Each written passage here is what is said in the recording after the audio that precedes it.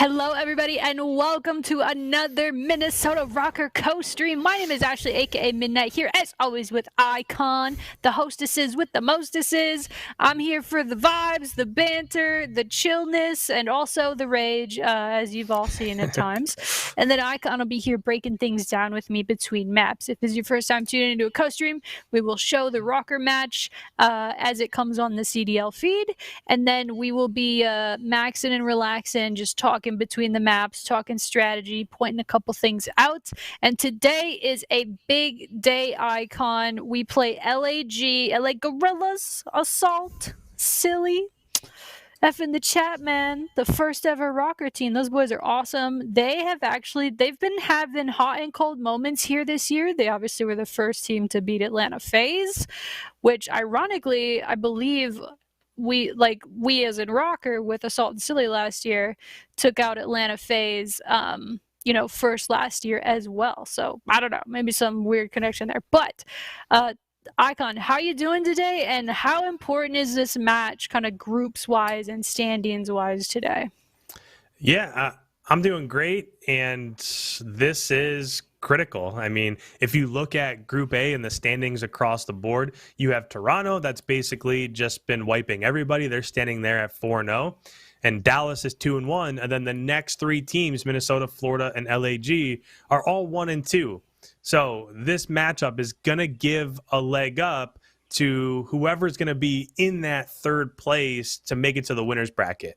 So if Minnesota loses, that would put them at 1-3, and they would lose the tiebreaker to both Florida and LAG because those are the teams that they lost to, including Toronto. So yeah, this one is super important. Not to mention, on Sunday, Minnesota's also in that marquee matchup Sunday night, the last match of the Dallas home series against Dallas. So both the matches this weekend, this one is super important to get Minnesota in position. And then by the time that last match rolls around on Sunday, Minnesota will know what they need to do against Dallas to determine where they end up going from there. So will they end up being in second place, or if they win, can they get to second place? Like, could they leapfrog Dallas if Dallas gets a loss on Saturday? So all of that stuff is out there, but this one is super important. You got to put yourself in position at 2-2 to see what you have to do to make the winner's bracket going up against Dallas. Yeah, it's going to be a tough week for us, right? But this is, I mean, we're ending up in these scenarios towards the end of groups where, in these stages where our destiny's in our hands still, right? We could still very well beat LAG, try to take it to Dallas, and that's kind of a new lineup. And I mean, Hook going to LA Thieves, oh my gosh, like holy wow, I am scared of them right now because they're going to be nasty. I think I'm pretty excited to watch them debut. But yeah, I mean, you've got us going up against LAG today.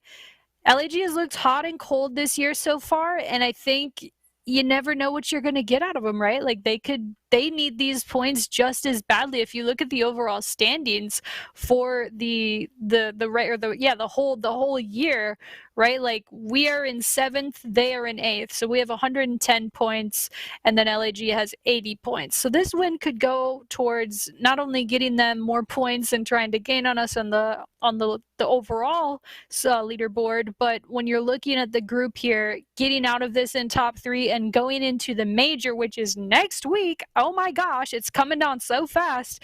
But so if you go into next week in the top 3 in your group, you get winner's bracket, which means you can afford to lose one match. If you get bottom 3rd in your group, or bottom 3 in your group, sorry, you cannot lose anything at the major. You've got to go on the craziest losers bracket run. You've got to do exactly what version 1 Valorant did this last week. I got to give a major shout out to version 1 and Valorant. If you guys don't know, Minnesota RØKKR is the sister team, or like the umbrella organization is version 1 to Minnesota RØKKR, and version 1's Valorant team actually lost to Sentinels, which is the best team in North America, in round 1 of a top 8 team tournament. They went back all the way through losers bracket, got into the grand finals, qualified for Masters, which only has 2 teams from North America, 8 teams total from around the world. So just got to give a big shout. I'm sorry, I'm wearing my RØKKR hat today, not my version 1 hat, and I got look at the player kit. I Yo, you're never on wear the white fire. one, and I really gotta wear this more. I cut my own hair and everything. I've been killing it. But yeah, so big shout out to version 1 Valorant. Very excited to have that team going to Iceland. And we actually saw Brian Saint mention in an interview, like, that gets the RØKKR guys hype, right? Like, seeing that kind of success in your sister team, essentially, who's their buddies. They check in on each other, follow what each other's got going on, and so it's motivating, right? When you see your teammates essentially in another esport absolutely crushing it. And I know we've been saying it all year, like, this Minnesota team has such high potential to work together really well as a group. So I want to talk a little bit about Standy, because he had that crazy come on in stage 2 there, and I wouldn't say he slowed down a little bit. He just came in so hot, and it's so hard to keep that pace, I would say. What's your opinion so far on how Standy's kind of gelling with the team? What are you noticing in some of these, close wins or even close losses where we did just play Toronto. They're the best team in the game, but, like, what are you noticing and taking away from the games now that Standy's kind of integrated a lot more into the lineup? I think the biggest thing with Standy is it kind of depends on what game mode you're playing, because his aggression and just how quick he plays, that can help in some game modes and hurt in others. So what makes him so good and why he came in and he was just such a spark to Minnesota is because they were really missing that player. Like, Priestahh tried to be that other SMG, and he did it well, but he kind of plays the same role as Attached when they're both playing SMGs. They needed somebody that, okay, we've got control of this hard point. Let's go ahead now. Let's push forward and let's try to get team kills, or, like, set up a spawn trap so that as people are running out of their spawn, that's the position that Standy plays. And that's why they've been so successful, because they're not only winning time in hardpoint inside the hardpoints, but they're also able to gain map control, and that makes it easier for everybody else too. If he's pushed up and he's basically spawn trapping his enemies inside of their base, now all of a sudden your Flex and your main AR, they have a much easier job holding down rotations and those beneficial spawns, because there's not so much pressure on them. So it's been kind of refreshing to see the changes from what we've expected throughout the course of a match as the year went on, because the year started, we thought, well, hopefully Minnesota can win that map 1 hardpoint, and then they have to win map 2. And now it's kind of changed up a little bit. I know we've talked about it a few times before, but they're coming out, they're winning a lot of those map 1 hardpoints. And essentially what ends up happening, okay, you win map 1 hardpoint, and then if you can also tack on a map 2 S&D win, now you're up 2-0, and we all know how good Minnesota plays in control. So Standy's just been a breath of fresh air in terms of winning hardpoint time, winning map positioning. But that also is a little bit detrimental when it comes to, like, S&D, where lives are so important. And there are times that we're just watching and he's being aggressive and he's in those spots and he'll get a kill, and then he'll just kind of, like, jump out and challenge. And then when he challenges again, like, he's ego challenging, he's feeling himself. But that first blood that he might have gotten, if he goes away and he throws his life away, now it's a 3v3 and it's really all for nothing. So I think it's just, he's starting to feel himself, and I think he's getting... Wait, 1 second. There's actually news on the screen here. Oh, you're right. We're going back to LAN. The event will be held June 17th through the 20th at Esports Stadium in Arlington. I've been there before. It's very nice. Only players and... Oh, man! Hey, team staff, maybe that's me, I don't know. Only players and limited Call of Duty team and staff in attendance. You guys, it's official. We knew LAN was coming, but now they've officially announced the dates. It will be in just over 1 month. Holy cow. I'm really excited for that. Sorry, Icon, to completely derail what you were talking about there, but I just did want to touch on that news that we saw pop up on the screen there. Yeah, of course, and actually...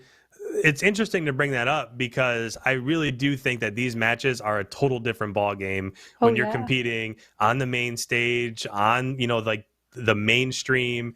And although there won't be spectators there, it's still a different feel when you've got those lights on you and the stage is behind you and all that's going on. So some of these teams that are being super successful with a lot of rookies, it'll be interesting to see if a lot of that holds true. Like, Toronto is playing right now. I mean, they're absolutely lights out. I think most people would say that they're the best team in the game, but they also have some really young players. Like, Insight was just brought up, and since he's been brought up, he's probably been the best main AR in the Call of Duty League.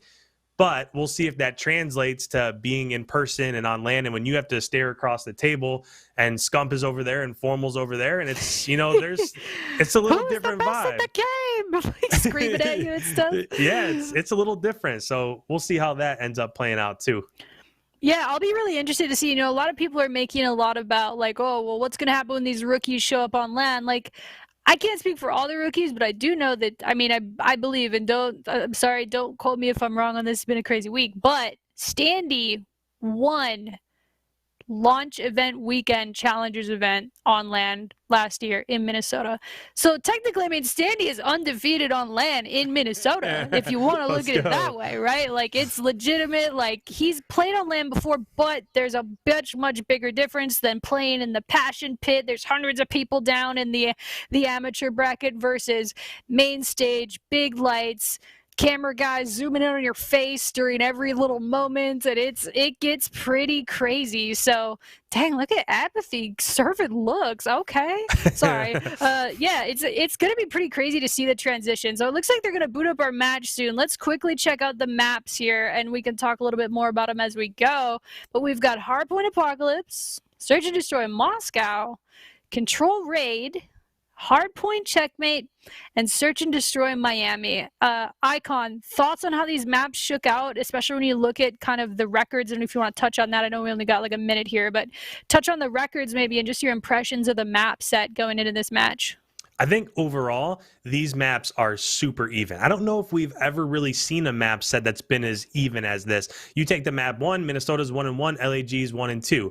Both teams have been pretty so-so on this map. You go to S&D Moscow, Minnesota's 4-2, LAG's 3-2. So both teams are a little bit more than positive. It's not like one team is 6-0 or something like that. You go to Control Raid, Minnesota's 7-4. We know that has been a cornerstone of their map picks over the last 4, 5, 6 weeks. Minnesota's 7-4, LAG's 5-2. So they also have a pretty good record on map 3. You go to Hardpoint Checkmate, which is map 4. Minnesota's 2-4, LAG's 1-5. Again, pretty similar records there. The only thing that might be a little bit different is S&D Miami. Minnesota's 3-3, LAG's 4-2. But we've seen as of late, especially pushing the top side of the map, that Minnesota can be pretty nasty on S&D Miami. So if it goes there, even though their record's not as good, I would probably give Minnesota an edge there. I am absolutely impressed at how fast you just went through the maps, the records, dang, man, there you go. You deserve it. Pat on the back, deep breath. That was awesome. Yeah, dude, you know, looking at this, it looks like both of the teams played the Vetos really equally. They know each other's strong and weak maps. We barely saw RØKKR on Apocalypse since it got dropped into the rotation, and now this is our third match in a row playing it. So I'm wondering if we're being preyed upon a little bit, or if we're just trying to get better at it and get more reps. Who knows? But I would like to see improvement there. We are 1-1, but I don't think the one that we beat Paris on was because of fundamental hardpoint Call of Duty. So we'll have to see how it shakes out. But guys, that's the maps. I would love to know your guys' predictions in the chat. Make sure to leave your predictions, and I'll bump you over to the CDL stream, and then we'll be back in between the maps to break it down. See you then. End of the day with our CDL points presented by Game Fuel. What you see teams kind of across the board right now. FaZe, Empire, Ultra, kind of in those top 3 spots. Optic just on the edge along with NYSL. But our 2 teams, Study, we talk about that top 8, how important it is when it comes down to playoffs is everything, and we've got RØKKR and LAG right on the cusp. But as we said, folks, it's Lando and Study to guide you guys through the action. As we said, Stud, a lot of things to be excited about in regards to our series. What, LAN is back? Can I get it's the Dallas home series. Can I get a yeehaw, Stud? Yeehaw, baby. Let's go, man. I'm excited for this match that we got coming up. LAG on one side versus Minnesota. Obviously, both of these guys coming off of some tough losses throughout that last week matches. One going up against Toronto, the other one going against Dallas. They're looking to bounce back today, and hopefully one of these teams are able to show up. I absolutely love it. I love the yeehaw. I'm gonna go back to the VOD after this is over and just clip it maybe for future. But like we said, folks, it is set to be a great first match to start off the day. As we discussed, both teams in a major spot to try and prove themselves, especially in this group, all in preparation for that Stage 3 major. Let's go and meet our first team on the board. It is the Minnesota RØKKR. RØKKR certainly come to play. They can't stop it. They can't stop the kids. They can't stop it. Whoa, Breather, disgusting. Accuracy's there, nice kill. Bang! 200 IQ, 10 out of 10 play. Can't stop it. Oh my word! Attach is going to save the day. RØKKR, our kings of the north. And there is your Minnesota RØKKR. I mean, what study? Not many people kind of know where to put this team right now. 1-2 start so far inside of stage 3. I mean, what area do you think that they need to improve in the most? I think when you talk about this roster, when this first roster was formed, throughout that honeymoon stage, they were good across every single game mode, specifically in that hardpoint. And obviously, hardpoint has been that struggle for them once again. They cannot find consistent slaying throughout the entire map. And even though they ended up winning one of those hardpoints last week versus Toronto, the next 3, they weren't clean. Toronto just wiped the floor with them. So I'm looking for Minnesota to really come out and answer, especially in that map number 1. And like you said, when this team kind of originally started, right, with Standy, I mean, hardpoint was kind of their strong suit, right? It was search and destroy to start. Then they have hardpoint kind of coming, and how great that was for this RØKKR lineup. I mean, hey, like you said, this could be the mode that sets them over the edge, or it could be the mode that maybe kind of puts them a little more in the depths, if you will, when it comes down to, like we said, what has been a very difficult group stage. But hey, like we said, we've introduced our first purple team. We got to introduce the other. Let's go and put your hands together for the LA Guerrillas. When my friends go, it was simple. When the ends low, switch the tempo. I got right, I got heart, I won't die, I'ma fight. I go down, bet I strike, I go hard day and night. Money on the line, keep calling.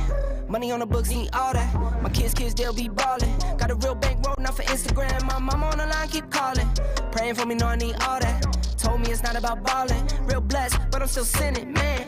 I got right, I got heart, I won't die, I'ma fight. I go down, bet I strike, I go hard day and night.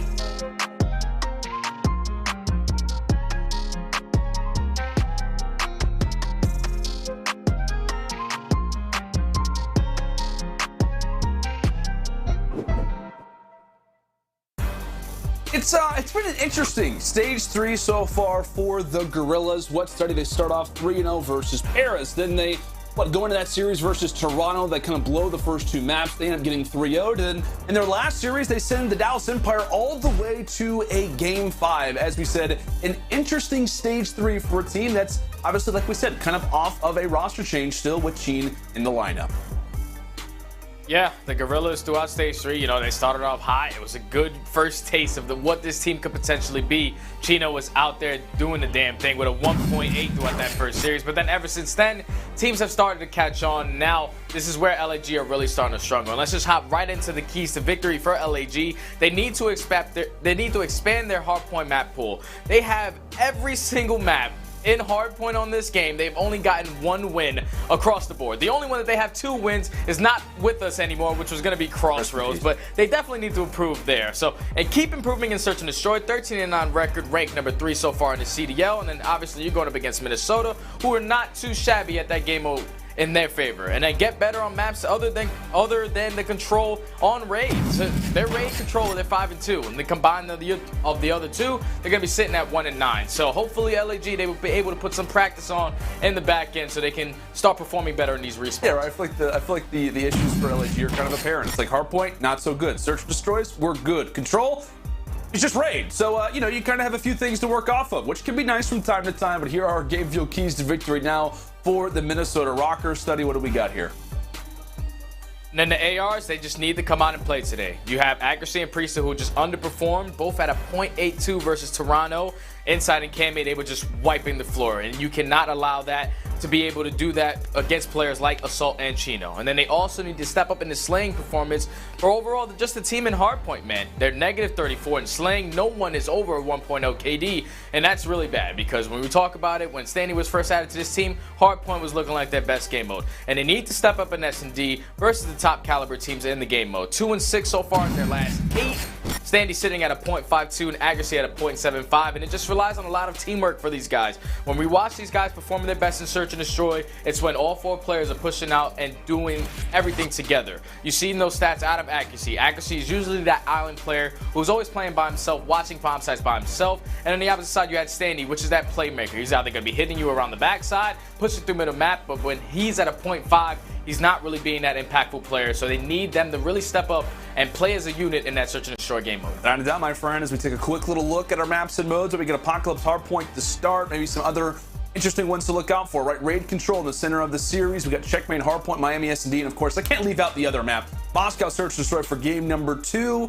Well, we talked about the vetoes. Like, I know that you and I kind of had this conversation coming into this series about that Checkmate, Hardpoint, about that Raid Control. Yep. Obviously, because of LAG being Team A, they did have the opportunity to get rid of the Garrison, so that could wipe away a little bit of confusion for why we see Raid Control in this, because of how good that LAG are in this compared to others. But I mean, do any of those kind of stick off the page? Is it the control, or do you think it's something else?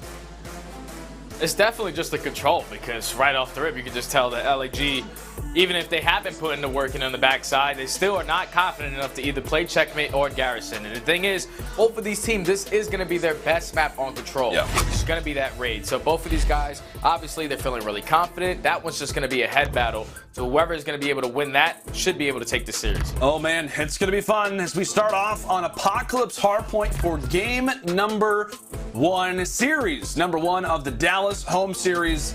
And against that, really, when we talk about all of these maps, it is so important, right? When it comes down to that top 3 seeding for the groups, every map matters, every series, of course, matters. And really, for both these teams, this series is so important just to kind of get an idea of where they sit right now, right? Are LAG still kind of one of those top contenders, or rather on the Minnesota side, have they kind of fallen? Are they still one of the top dogs? A lot to be proven in this series, but we start things off on Apocalypse Hardpoint. Both these teams did play that last week versus Toronto, and really in the affairs, if we want to kind of compare both of these teams, Stud, it was LAG who had a much better performance versus the Ultra in this one. Yeah, LAG, they looked a lot more consistent on this map, and it was just because Toronto, they were able to just do such a great job of just holding that P2 when they had the early setup. But Guerrillas, they did the same exact thing. Once they were fully set up for P2, they held a full 60 twice on a map like this, so that could be really beneficial to them as this map is getting underway. But they're able to pick up some time off of this middle hard point. You see number 3 in Silly. He's going to be sneaking around towards the back, and this is the best case scenario right now for the Guerrillas. They're able to gain some much needed time off that P1 and should be fully set up for that P2 as long as they hold this first push from the RØKKR. Yeah, unless Standy has anything to say about it. Not want to release these P2 spawns, this advantage that you can begin to possess. Current 2 versus 2 on the hill, and it's right now attached for the RØKKR, the last alive player toward this temple side. He gets dealt with, and so it will be a successful break for now. Out of the boys from LAG, his Apathy instantly becomes one of the first line of defenses as his teammates begin to fall from every which angle. Silly now last alive, and so what, man, 35 seconds left. It looked good for LAG. Minnesota, they break back in. Will be somewhat more even now coming into P3. Yeah, that was something I wasn't expecting because we saw LAG last week just hold this down to perfection. But this time you have 3 players from Minnesota who push around the backside, able to win all those engagements and eventually flip out these spawns. So they're going to be able to fight back into this game and eventually take this lead. Now that sets up the Guerrillas to try to get nice and early set up for that P3 hard point. You're going to see Silly sitting in towards top TV. And that number 2 player in Assault pushed up all the way towards low trenches. You just have to hold this first wave of kills. Able to take down 1, but Accuracy and Standy able to take down 2. That's going to be the 3rd, and then eventually these spawns are eventually going to try to start flipping. And Minnesota, they just did a great job at flipping those spawns. Yeah, it's a great break out of the RØKKR. Again, as we talked about on this map, right, it's really just a matter of a lot of up-close fights. That P2 to P3 rotation at times can be chained, I don't want to say easily, but a lot more effectively than many other maps as RØKKR are putting on display right now. They also do flip, rather continue to hold on to those spawns. For a moment, it was LAG who had those back spawns for no man's land, but really, it's just been a solid position out of Minnesota for the moment. With 18 seconds left, the focus now begins to come in toward Turtle, and at least off the start, it is Minnesota here. As Adam Assault looks to put in the damage from the front side. But right now from LAG, they're being held up. Apathy trying to make the plays from the side. Nice coordinated push as Accuracy falls. It will set up LAG to break on in.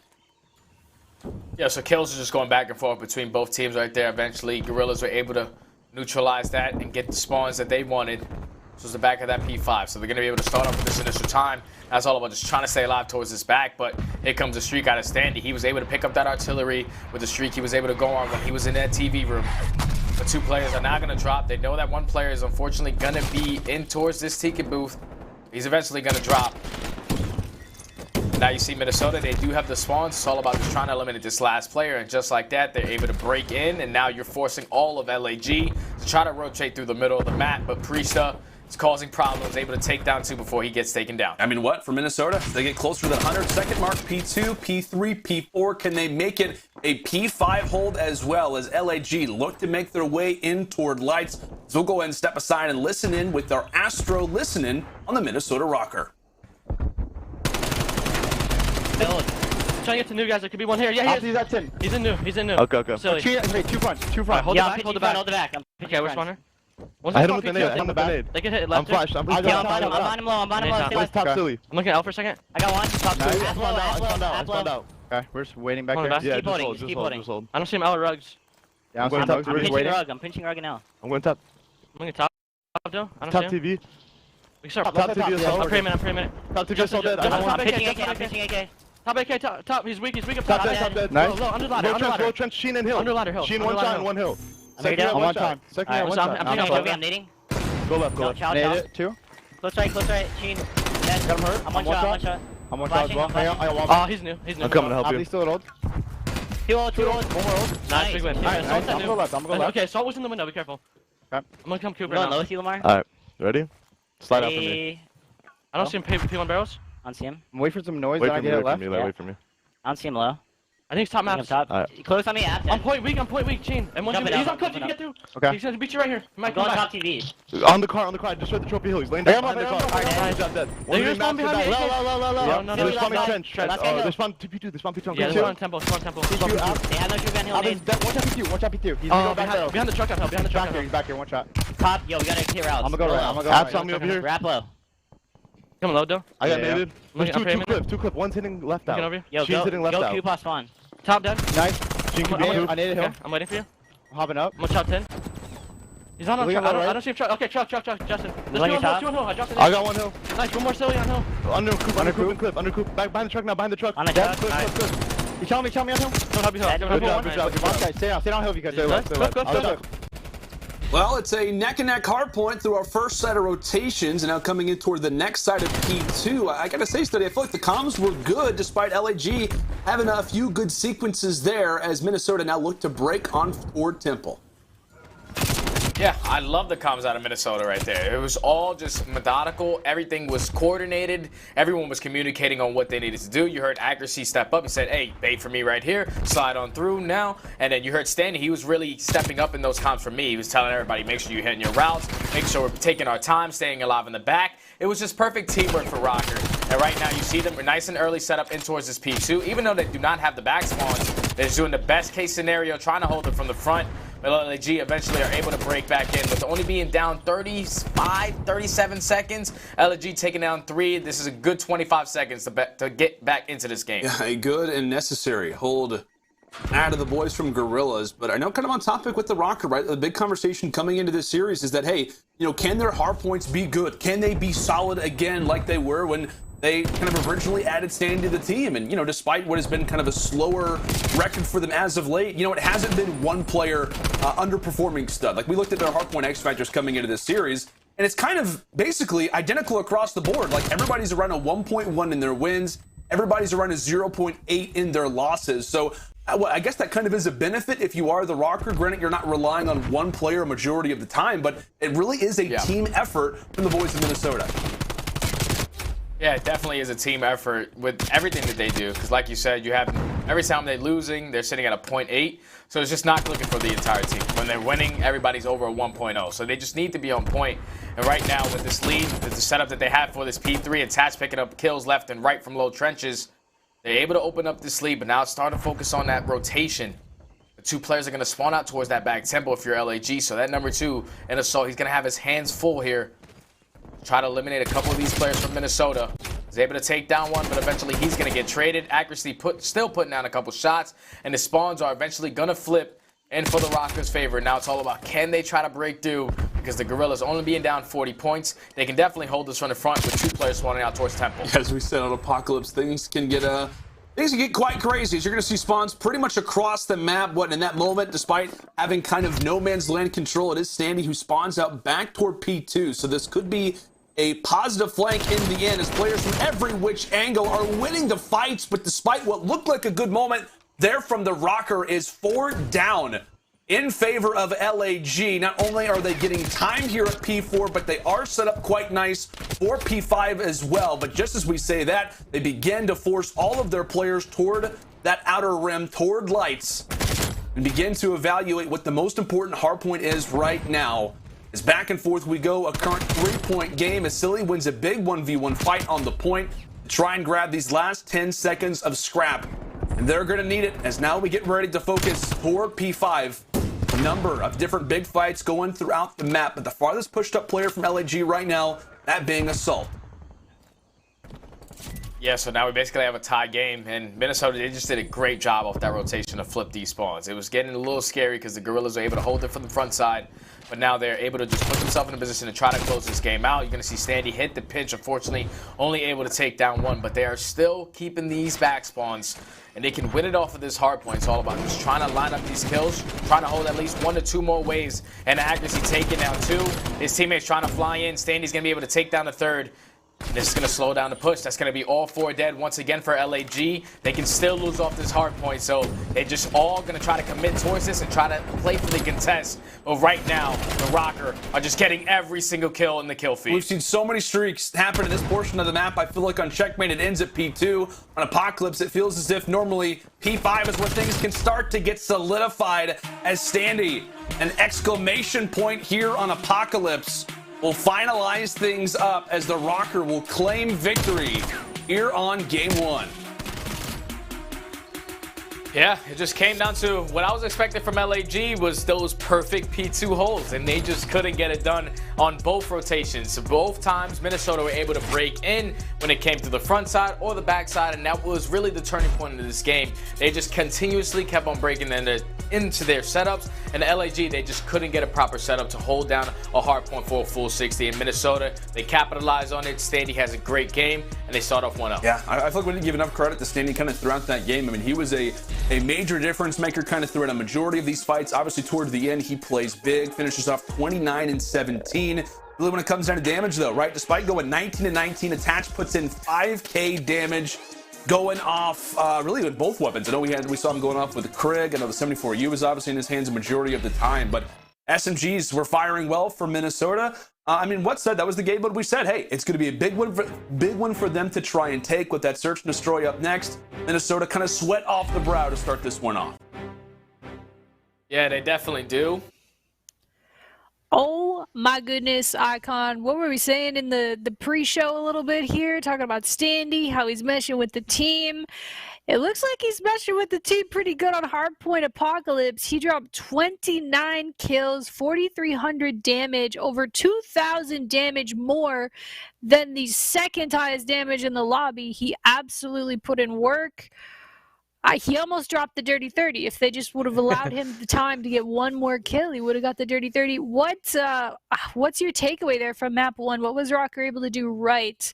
And how was Standy able to just take over?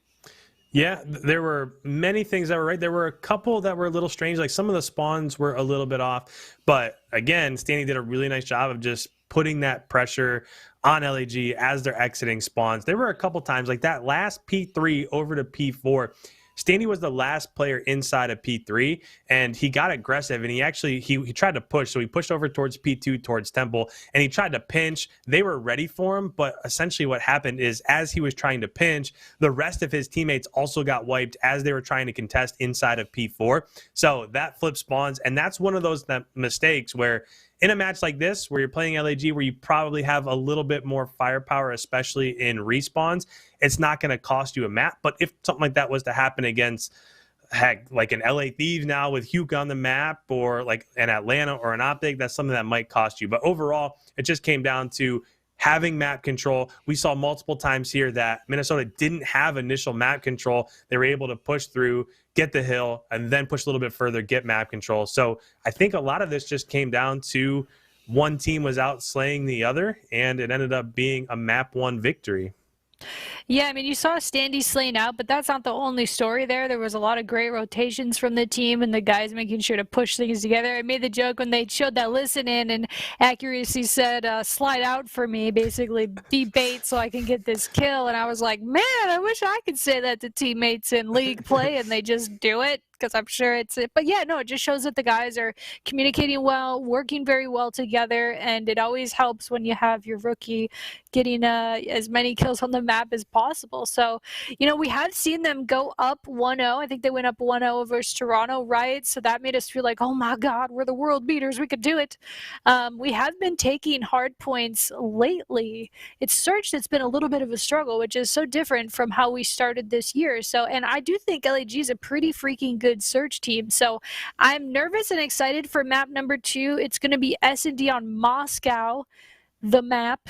If you guys remember the play that happened on Moscow, it'll be really cool to see if any sort of magic can even get close to that again in Call of Duty. But yeah, like, what do you think RØKKR has to do here to take the map 2, to just continue the momentum? Because we've been petering out a little bit in map 2s lately.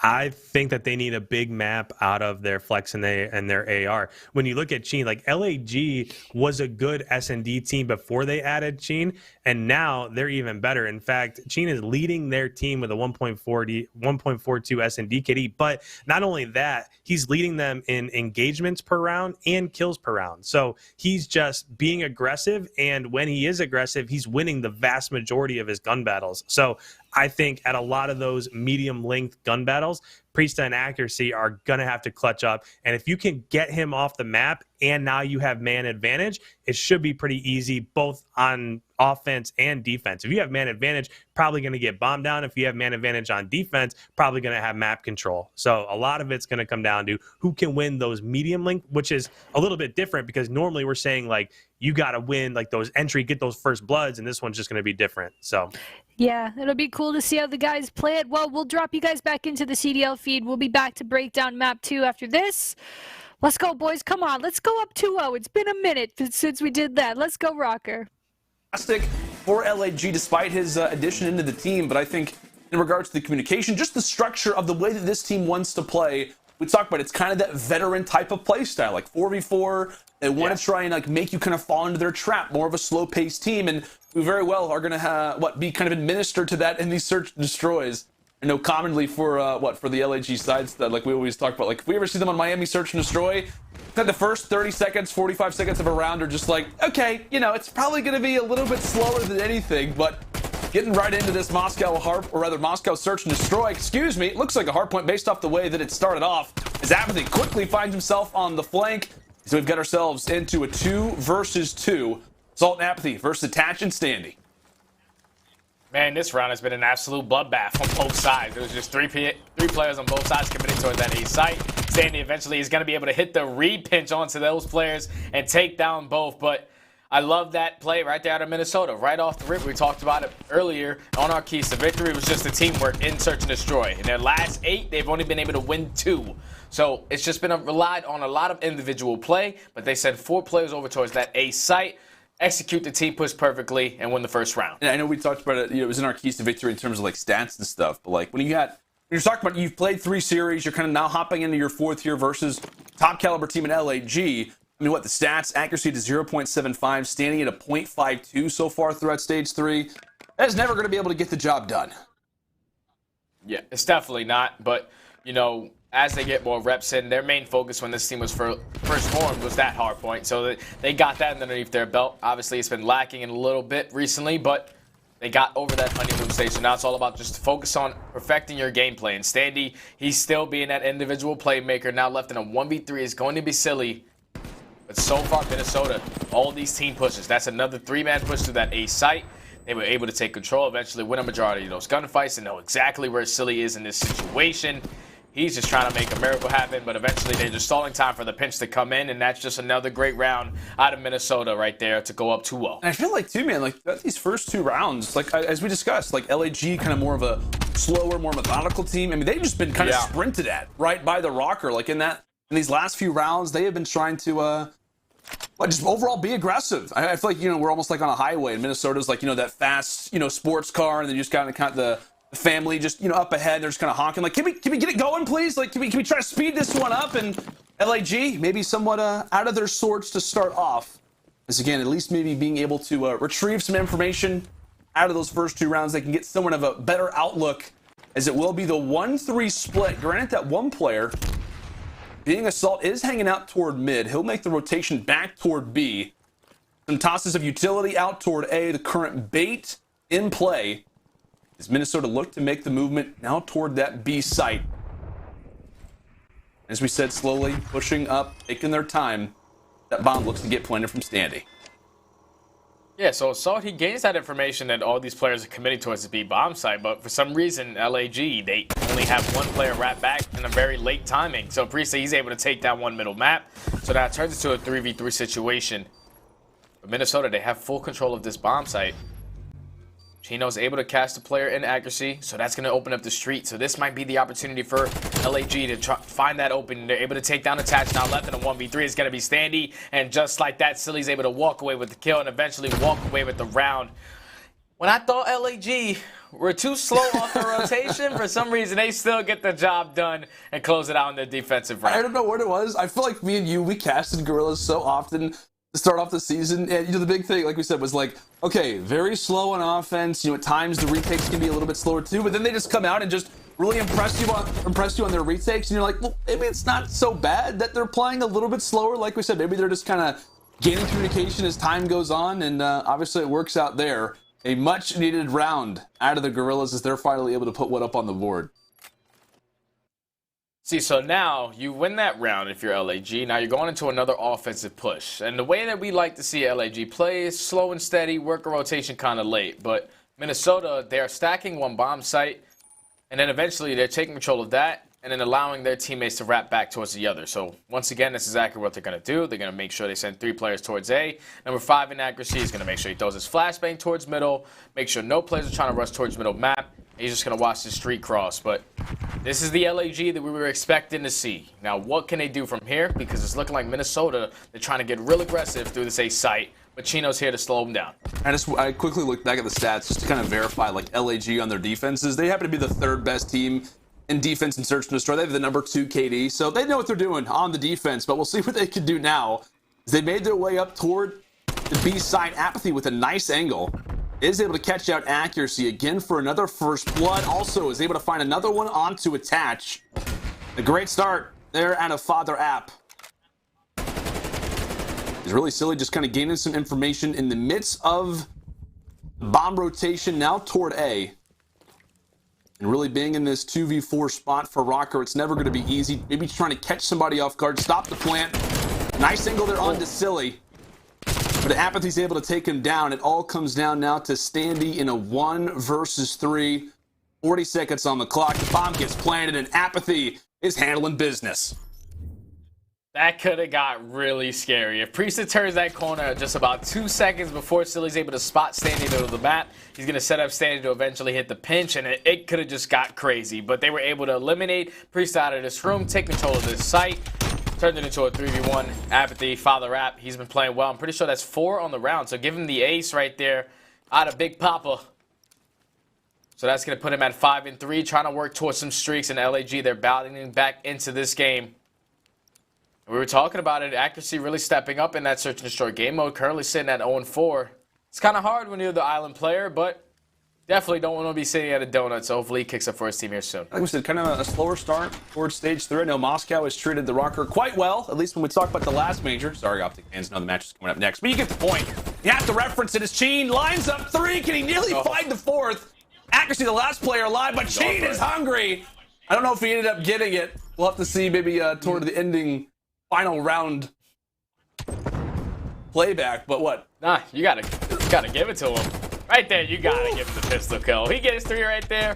You're just like, oh, Cheen, do it all, bro. He pulls up the pistol. Unfortunately, pretty sure his teammates stole that kill, but great positioning right there out of Cheen. They had no idea that he was towards the outskirts. That's gonna give him a 5 spree. After he's on a 4 spree, LAG turning into that S&D team that we were expecting to see. Now let's see what they're able to do on their offensive push. This time, Minnesota, they're going to switch it up. They're going to send 2 players towards middle. And that number 6 player in Attach, he's going to be a little bit more aggressive this time. But it's still going to be a nice and slow push so far. LAG, with the safety net that they have, Chain 2 off streaks, Apathy 3 off streaks, slow and steady offense is exactly the way to go. I just gotta stop saying that Minnesota is talented at Moscow. Every time that it happens, I just feel like something negative occurs. I feel like I had last series we casted over them, and right as I begin to reference that it's kind of a good moment for Minnesota, Cheen just lights it up. The quick ace, the impressive three-piece as they start to line up. Tagline only continues to live. But hey, like we said, LAG now back on the offense and really some mid-control gain for the moment out of Minnesota. And I believe Attached did spot one player going for the rotation. With that in mind, current 4 versus 2, favoring the RØKKR. As trades continue to go back and forth. So Assault and Sheen, they line up 2. If Sheen can line that player up, it would be the streak. It also would give him a much better chance locking up the 1 versus 2, but he gets tagged up. Accuracy, a much needed kill for him. And RØKKR, they reply with their 3rd. Just the adjustment right there on the defense. Attached taking control of middle map. He's able to get that first blood onto Mr. Father App. And once he's able to do that, he's just stalling enough time. He forces Chino to try to overextend through middle of the map. Sets up Standy to set up the crossfire from that Eskies. So now we're all tied at 3-3. Accuracy gets on the board there. It's going to give him 2 kills on the round.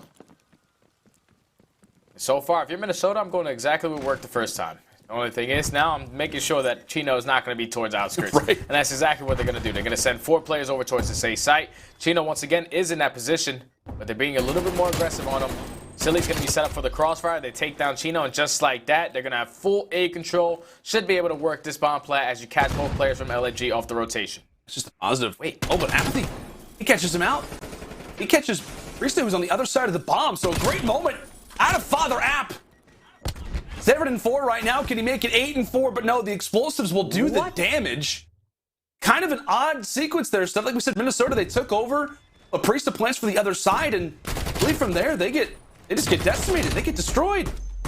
Yeah, I can't believe that they put themselves in a 3v2 situation, and then they plant the bomb for the opposing players' spawn. I guess they just didn't think the rotation was coming in that fast. Yeah, that quick. LAG, they just rotated into the building really quickly, and Minnesota, they just didn't take advantage of it. They get Apathy able to get a 2-piece on the round, eventually turns it into a 2v1, and they close that out. LAG just found the opening. It was perfect timing to just push off the rotation, get the player off bomb. Eventually, they find the other players, and now they find themselves up 4-3. And look at what they're doing on their offensive push. They're being aggressive towards mid-map. Who would have thought we would have seen this out of LAG today? They're going to look like they're going to try to jump into this B-bomb site. But with that stun coming into that window, it should give the information to the RØKKR that they're going to commit towards this B site now. Apathy leading the way. This guy's frying. Really throughout his entire career, we talked about it. When Apathy is frying his teams, so much momentum on their side. But speaking of momentum, of really a breath of life for the RØKKR team has been Standy as he looks to try to make the play on the flank. Meanwhile, it is Silly getting down and dirty early for the first blood.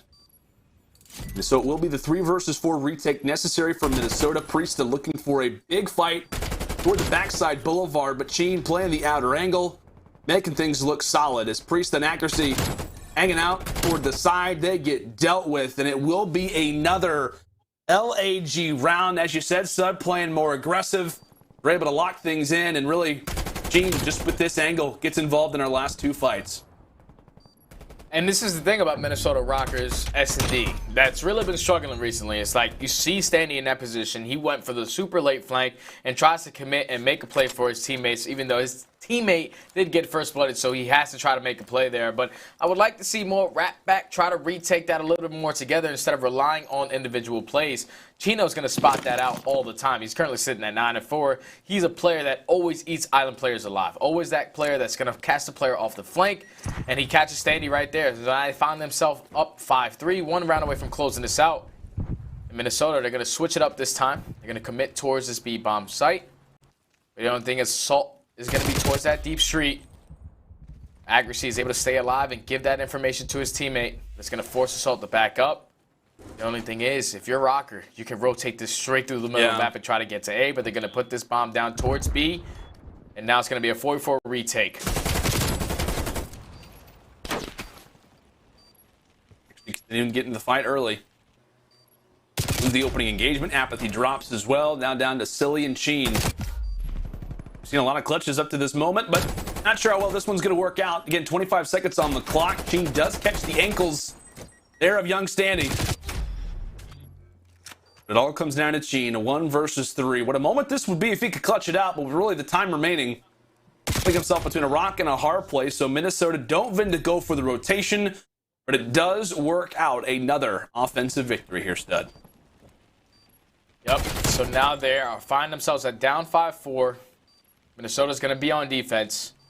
And so far, LAG, they have committed to that B site multiple rounds now. They like to work slowly up the middle of the map, slowly push up street. So let's see what adjustments RØKKR can try to do here. I really liked when Attach went towards that middle P1 area.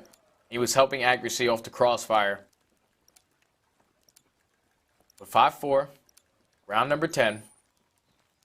LAG are going to be on offense. It's looking like, once again, they're going to go 4 players over towards that B site. Minnesota, they're doing that same exact setup that they had in the very first round. 3 towards A, accuracy towards the middle of the map. But they're being so aggressive towards this B bomb. Accuracy now, he's going to have to wrap back. The information does come into his teammates. But LAG, they should be able to get in towards this B bomb uncontested and work this bomb plant. They pretty much issue, like we said, out of the 3 lanes we have on Moscow, they just allow for Boulevard to be wide open, and that will give LAG the opportunity as the plant is in. But here comes Attach on the flank, able to take down the first. So first blood awarded to them. Next player up is going to be Silly, but fights being won toward the outskirts of the Boulevard, toward the street, as now it's all left down to Sheen. Able to drop the first, but it's Standy who is able to trade out the kill, destroying trophies for good measure. As once this defuse comes in, we will see a round 11 on our screens, a huge one.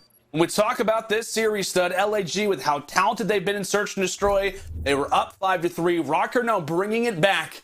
A lot on the line here in this series based on how this final round goes. And that last round was beautiful because this is the adjustments that they needed to make. Not relying on Standy to hit a late flank. He decides to wrap back with his teammate. They take control of street and they push in and they catch that player off the bomb site. Eventually they take full control of bomb. They force all of LAG to try to work up the street and eventually they close out the round. So now you're going to have Minnesota, who is on offense in this 5-5 situation. Round 11, ladies and gentlemen.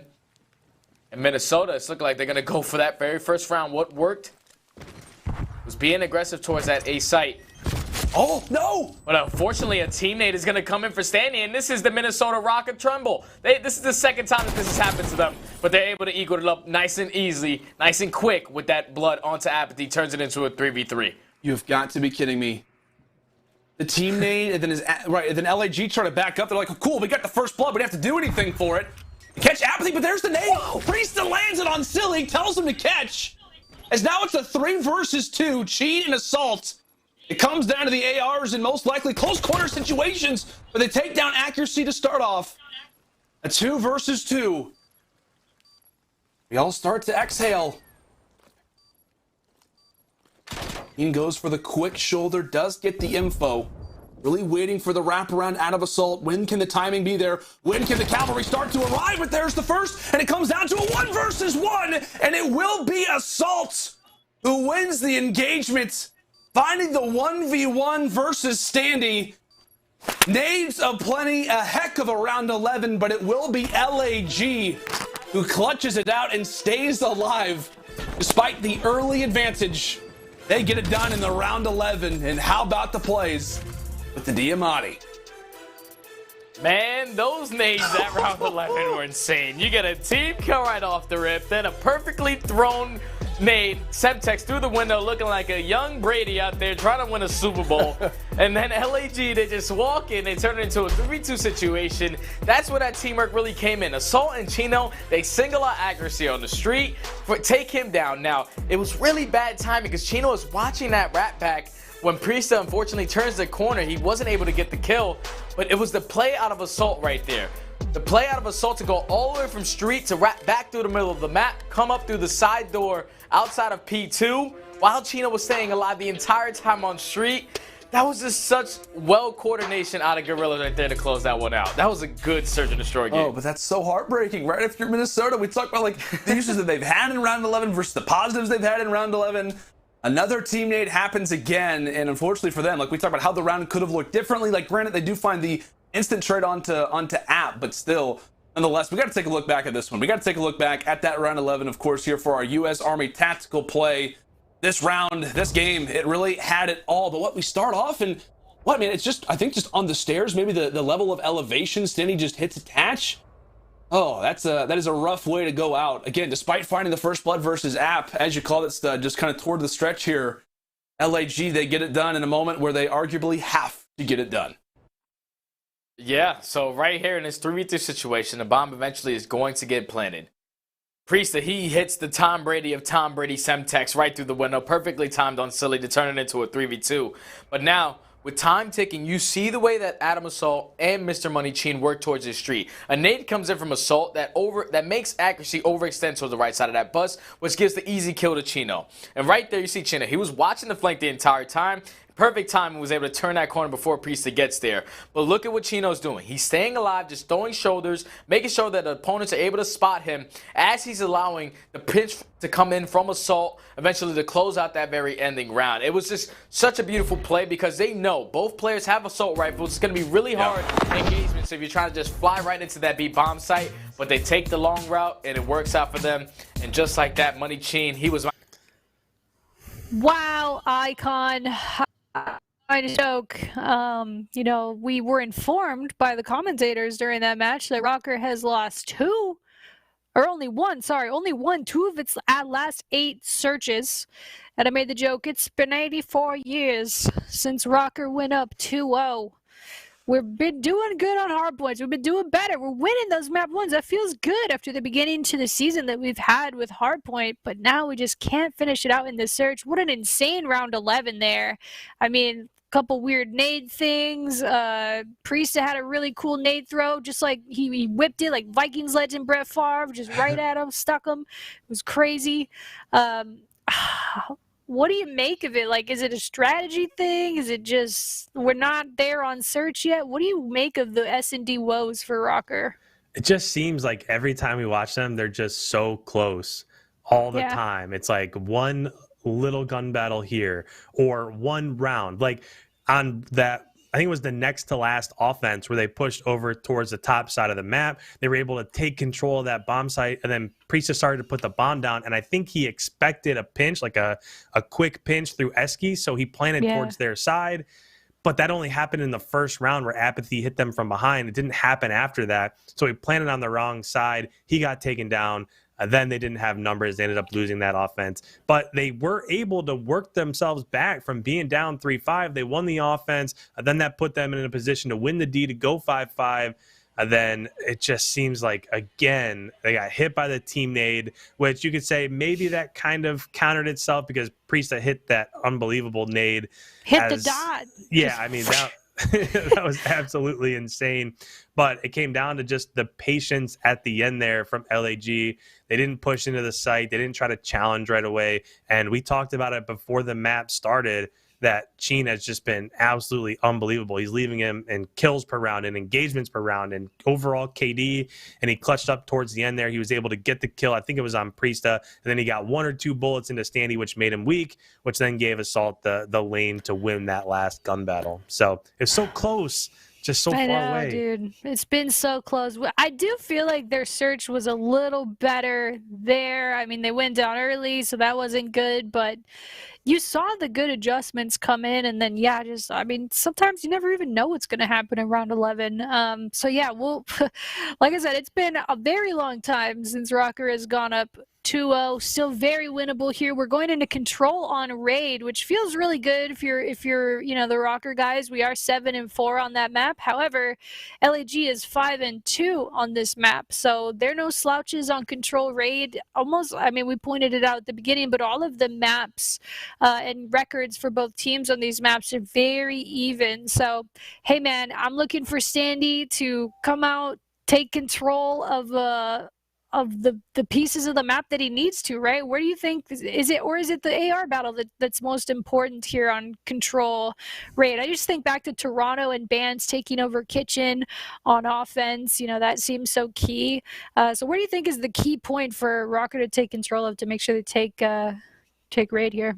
Yeah, on a map like Raid, it's the middle parts of the map. So you want to win that middle P5 area. And then if you're on defense, you want to get pushed up into Art and be able to get spawn kills as LAG exits their base. It's the exact opposite if you're on offense. If you're on offense, you want to win the middle of the map and then get into Kitchen, because if you get control of Kitchen, then essentially you can just push over towards water and you basically almost have a free route inside of that B position. So yeah, this is very much so an SMG dominant map and mode. We'll see how it goes. I think we can do it. But we'll kick you back over to the CDL stream now, guys, and we'll be back after the raid. See you then.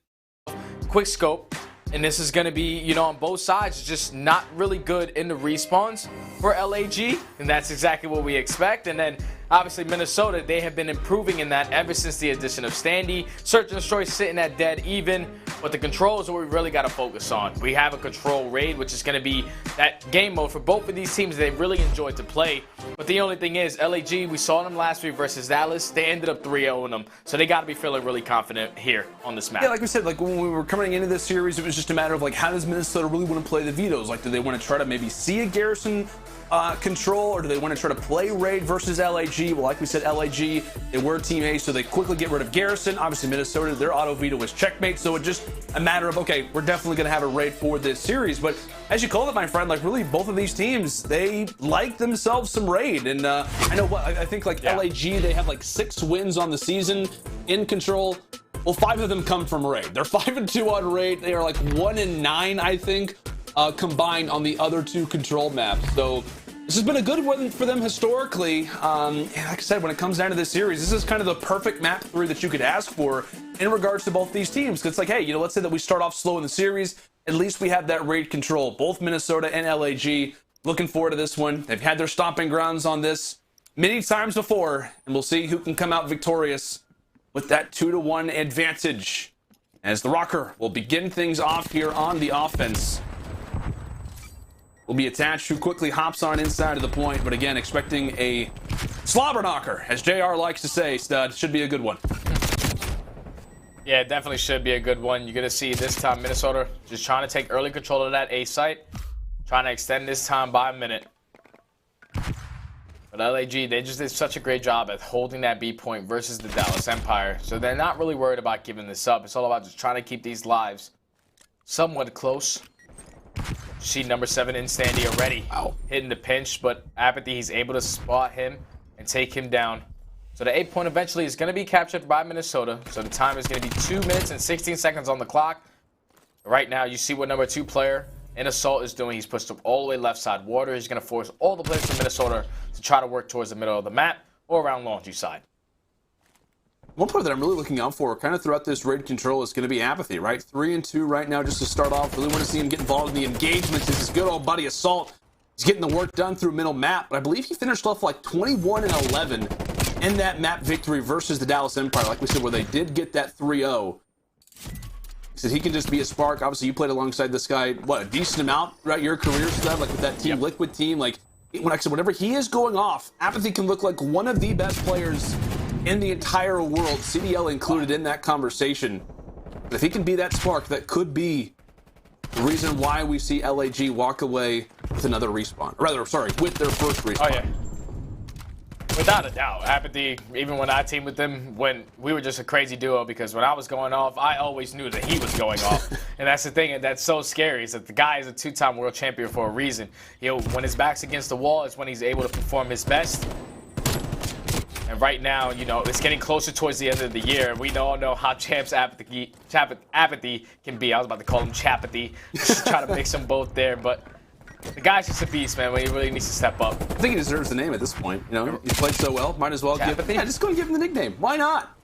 All right. I'm saying, unfortunately, right, we're kind of talking about, Chap. they just get destroyed. All right, LAG, they just get wiped off the point. Let's not worry about it. Chapathy, it'll be a reference for another day when he starts going off. Maybe we'll reference it there. But Minnesota, the nicely timed flank as they make their way in toward basketball. 59 seconds left on the clock. Every second matters, folks. And LAG doing a great job, really, on the recovery. But Priestad able to drop 3. Okay. That will give Minnesota somewhat of a better lifeline, but quickly off of spawn will in fact be LAG. And maybe with that push from accuracy that spawns the players a little bit closer, Really flank after flank. It's worked at times for Minnesota, but they still have 2 points to go. Yeah, but Minnesota, they know that they have the lab advantage now. No more respawns coming in for LAG. There's only going to be 2 players left off spawn. Standy, he's still cutting those players off. So here comes a little stack coming in from Minnesota. All they need to do is just eliminate 2 players, and job well done out of Minnesota to be able to close out this round. That play does not happen if Priestess doesn't get that 3-piece. If Priestess doesn't get that 3-piece, LAG, they were able to fight back into that and at least neutralize the point for some time. But Priestess, being the only player remaining there, was able to take down 3, which just sets up his teammates once again to push through Kitchen, to set up off the spawn kills. Just like that, they're able to walk away with their first round.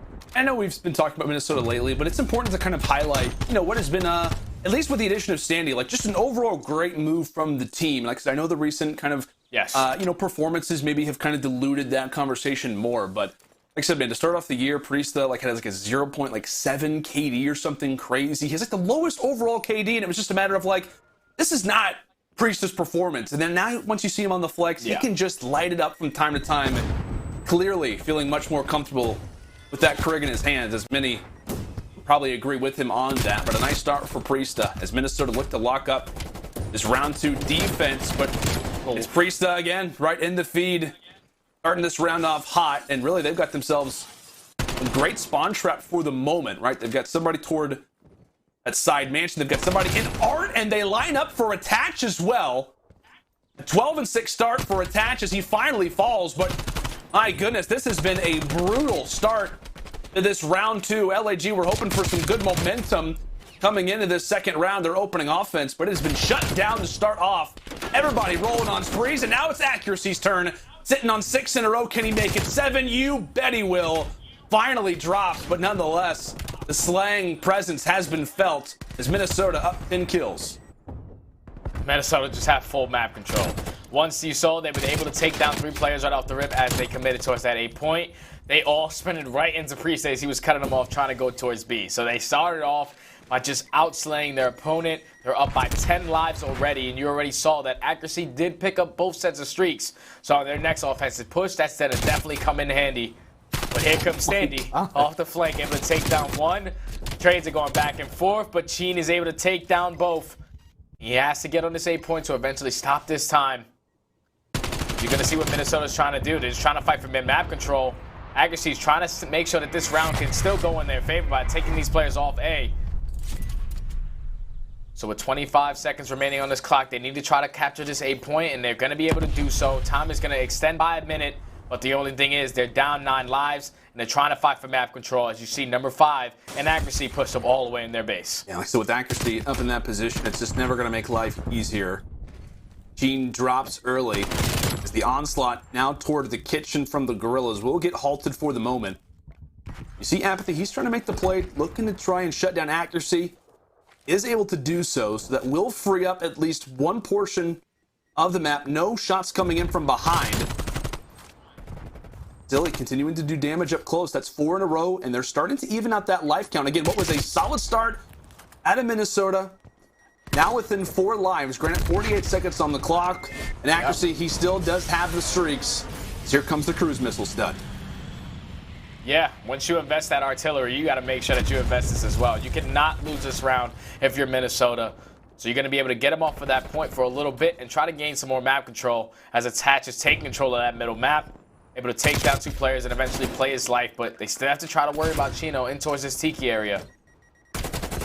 Finally, Apathy is going to get taken down. Attach is still controlling all of middle map, able to take down both players. Last player alive is going to be Chino, and just like that, Apathy left in a 1v8. I know you're a 2-time world champion, but there's no way in hell you're going to be able to walk away with this round with 15 seconds remaining. You're going to see all the players just taking their time, trying to find Apathy, and just like that, Minnesota, they invest 2 streaks on the round. They were making sure that they weren't able to lose that, and now they find themselves up 2-0. Sorry, Chapathy. What, a 1v8? It's never going to be easy, but like we said, man, just the way this round started off, just so clinical out of the RØKKR, and that's kind of been, the major conversation for LAG is that, like, whenever their strategies are working, they can be such a solid team, but whenever you have a roster on the other side, right, when the opposition is just going off, they have playmakers who can just put up numbers, they just struggle. And you see it exactly right there. I know it got a little bit close toward the end, but I think for the most part it was Minnesota in control. About 95% of that round. As now we'll get to see what they can do on their next offense. The nade lands yet again. But 2 for 1 in terms of nades. That one probably for Minnesota. The one lost hurts the most. But how about the long-range shots at a Standy? They're clearing out mid-map. They're looking like a force. They've yet to die, stud. Yet to die. Yeah, they have yet to die. And Attach, he's working towards some streaks. So Yet to die. him being able to get this capture point eventually is going to get a little bit more progression towards that. But the artillery is going to be in. Here comes the team fight out of Standy and Attach trying to take control of Kitchen. Currently on a 6 spree and on a 5 spree is Standy and Attach. This submachine gun duo has really came to play on this map number 3. See, Attach is just taking his time. He's just trying to pick up the streak because he knows how important this is. Not committing too hard. He's forcing the players from LAG to try to change their positioning, but he's going to call that in, force the players to try to wrap in towards money. But 2 players from his team are going to drop down. This is going to slow down that push. And if you ask me, that artillery strike wasn't really good usage because his teammates drop at the same time. But as of right now, LAG, they're just trying to hold Kitchen, trying to keep this map control. Fights break through. LAG able to win a majority of them despite Priesta winding up on the flank. Will be another player here. That is going to be Standy, and he does win both. So, granted, that does shut down the overall push from the RØKKR. Standy had a moment to maybe hang on for the time. At least kind of extends his life toward the rest of those pushes. But as you said, man, it was like basically Attach comes through with the streak. He's like, come out with your hands up. And LAG's like, you don't really have to. We're kind of in the kitchen. And it just doesn't really work out too well for Attach's side of things. But again, streaks been a problem so far, causing issues for the Guerrillas as they desperately look to seek their first round. Really kind of based off the map position with 43 seconds left, you are going to see a majority of Minnesota going toward that A lane, going toward that P1 position.